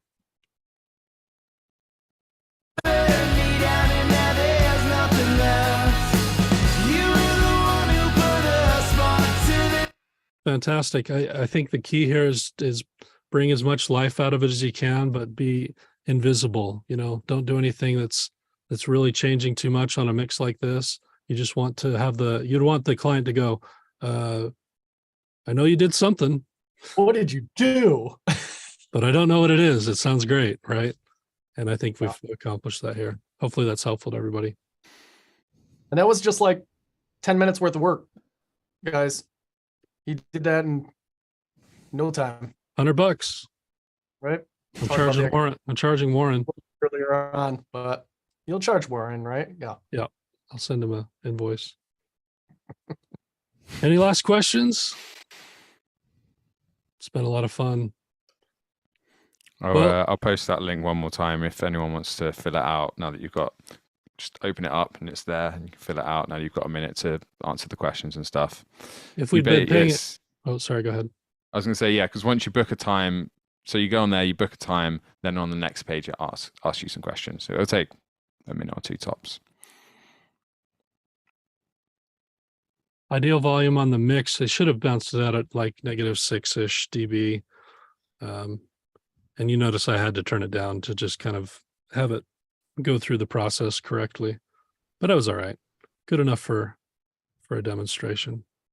I would have pushed back and said, hey, send me at -6. Yeah, as long as it's not clipping, that's the main thing. Well, if the mixer was good and he kept his buses free from automation, then he just goes bloop and you're good. He sends it. Well, you can just pull down the master fader. Or it's, yeah. What things should we keep in mind when we mix into a limiter? Don't do it. Yeah. If you understand mastering, you won't need to mix top down. That is a teaching. And in fact, we used to do it a long time ago. But what we realize is if you understand mastering, top down clipping isn't essential. You can actually get there without it, and you'll get there without the risk of the stuff you're mixing into covering up some potential problems that you have in your mix. So it's actually better to not do it that way.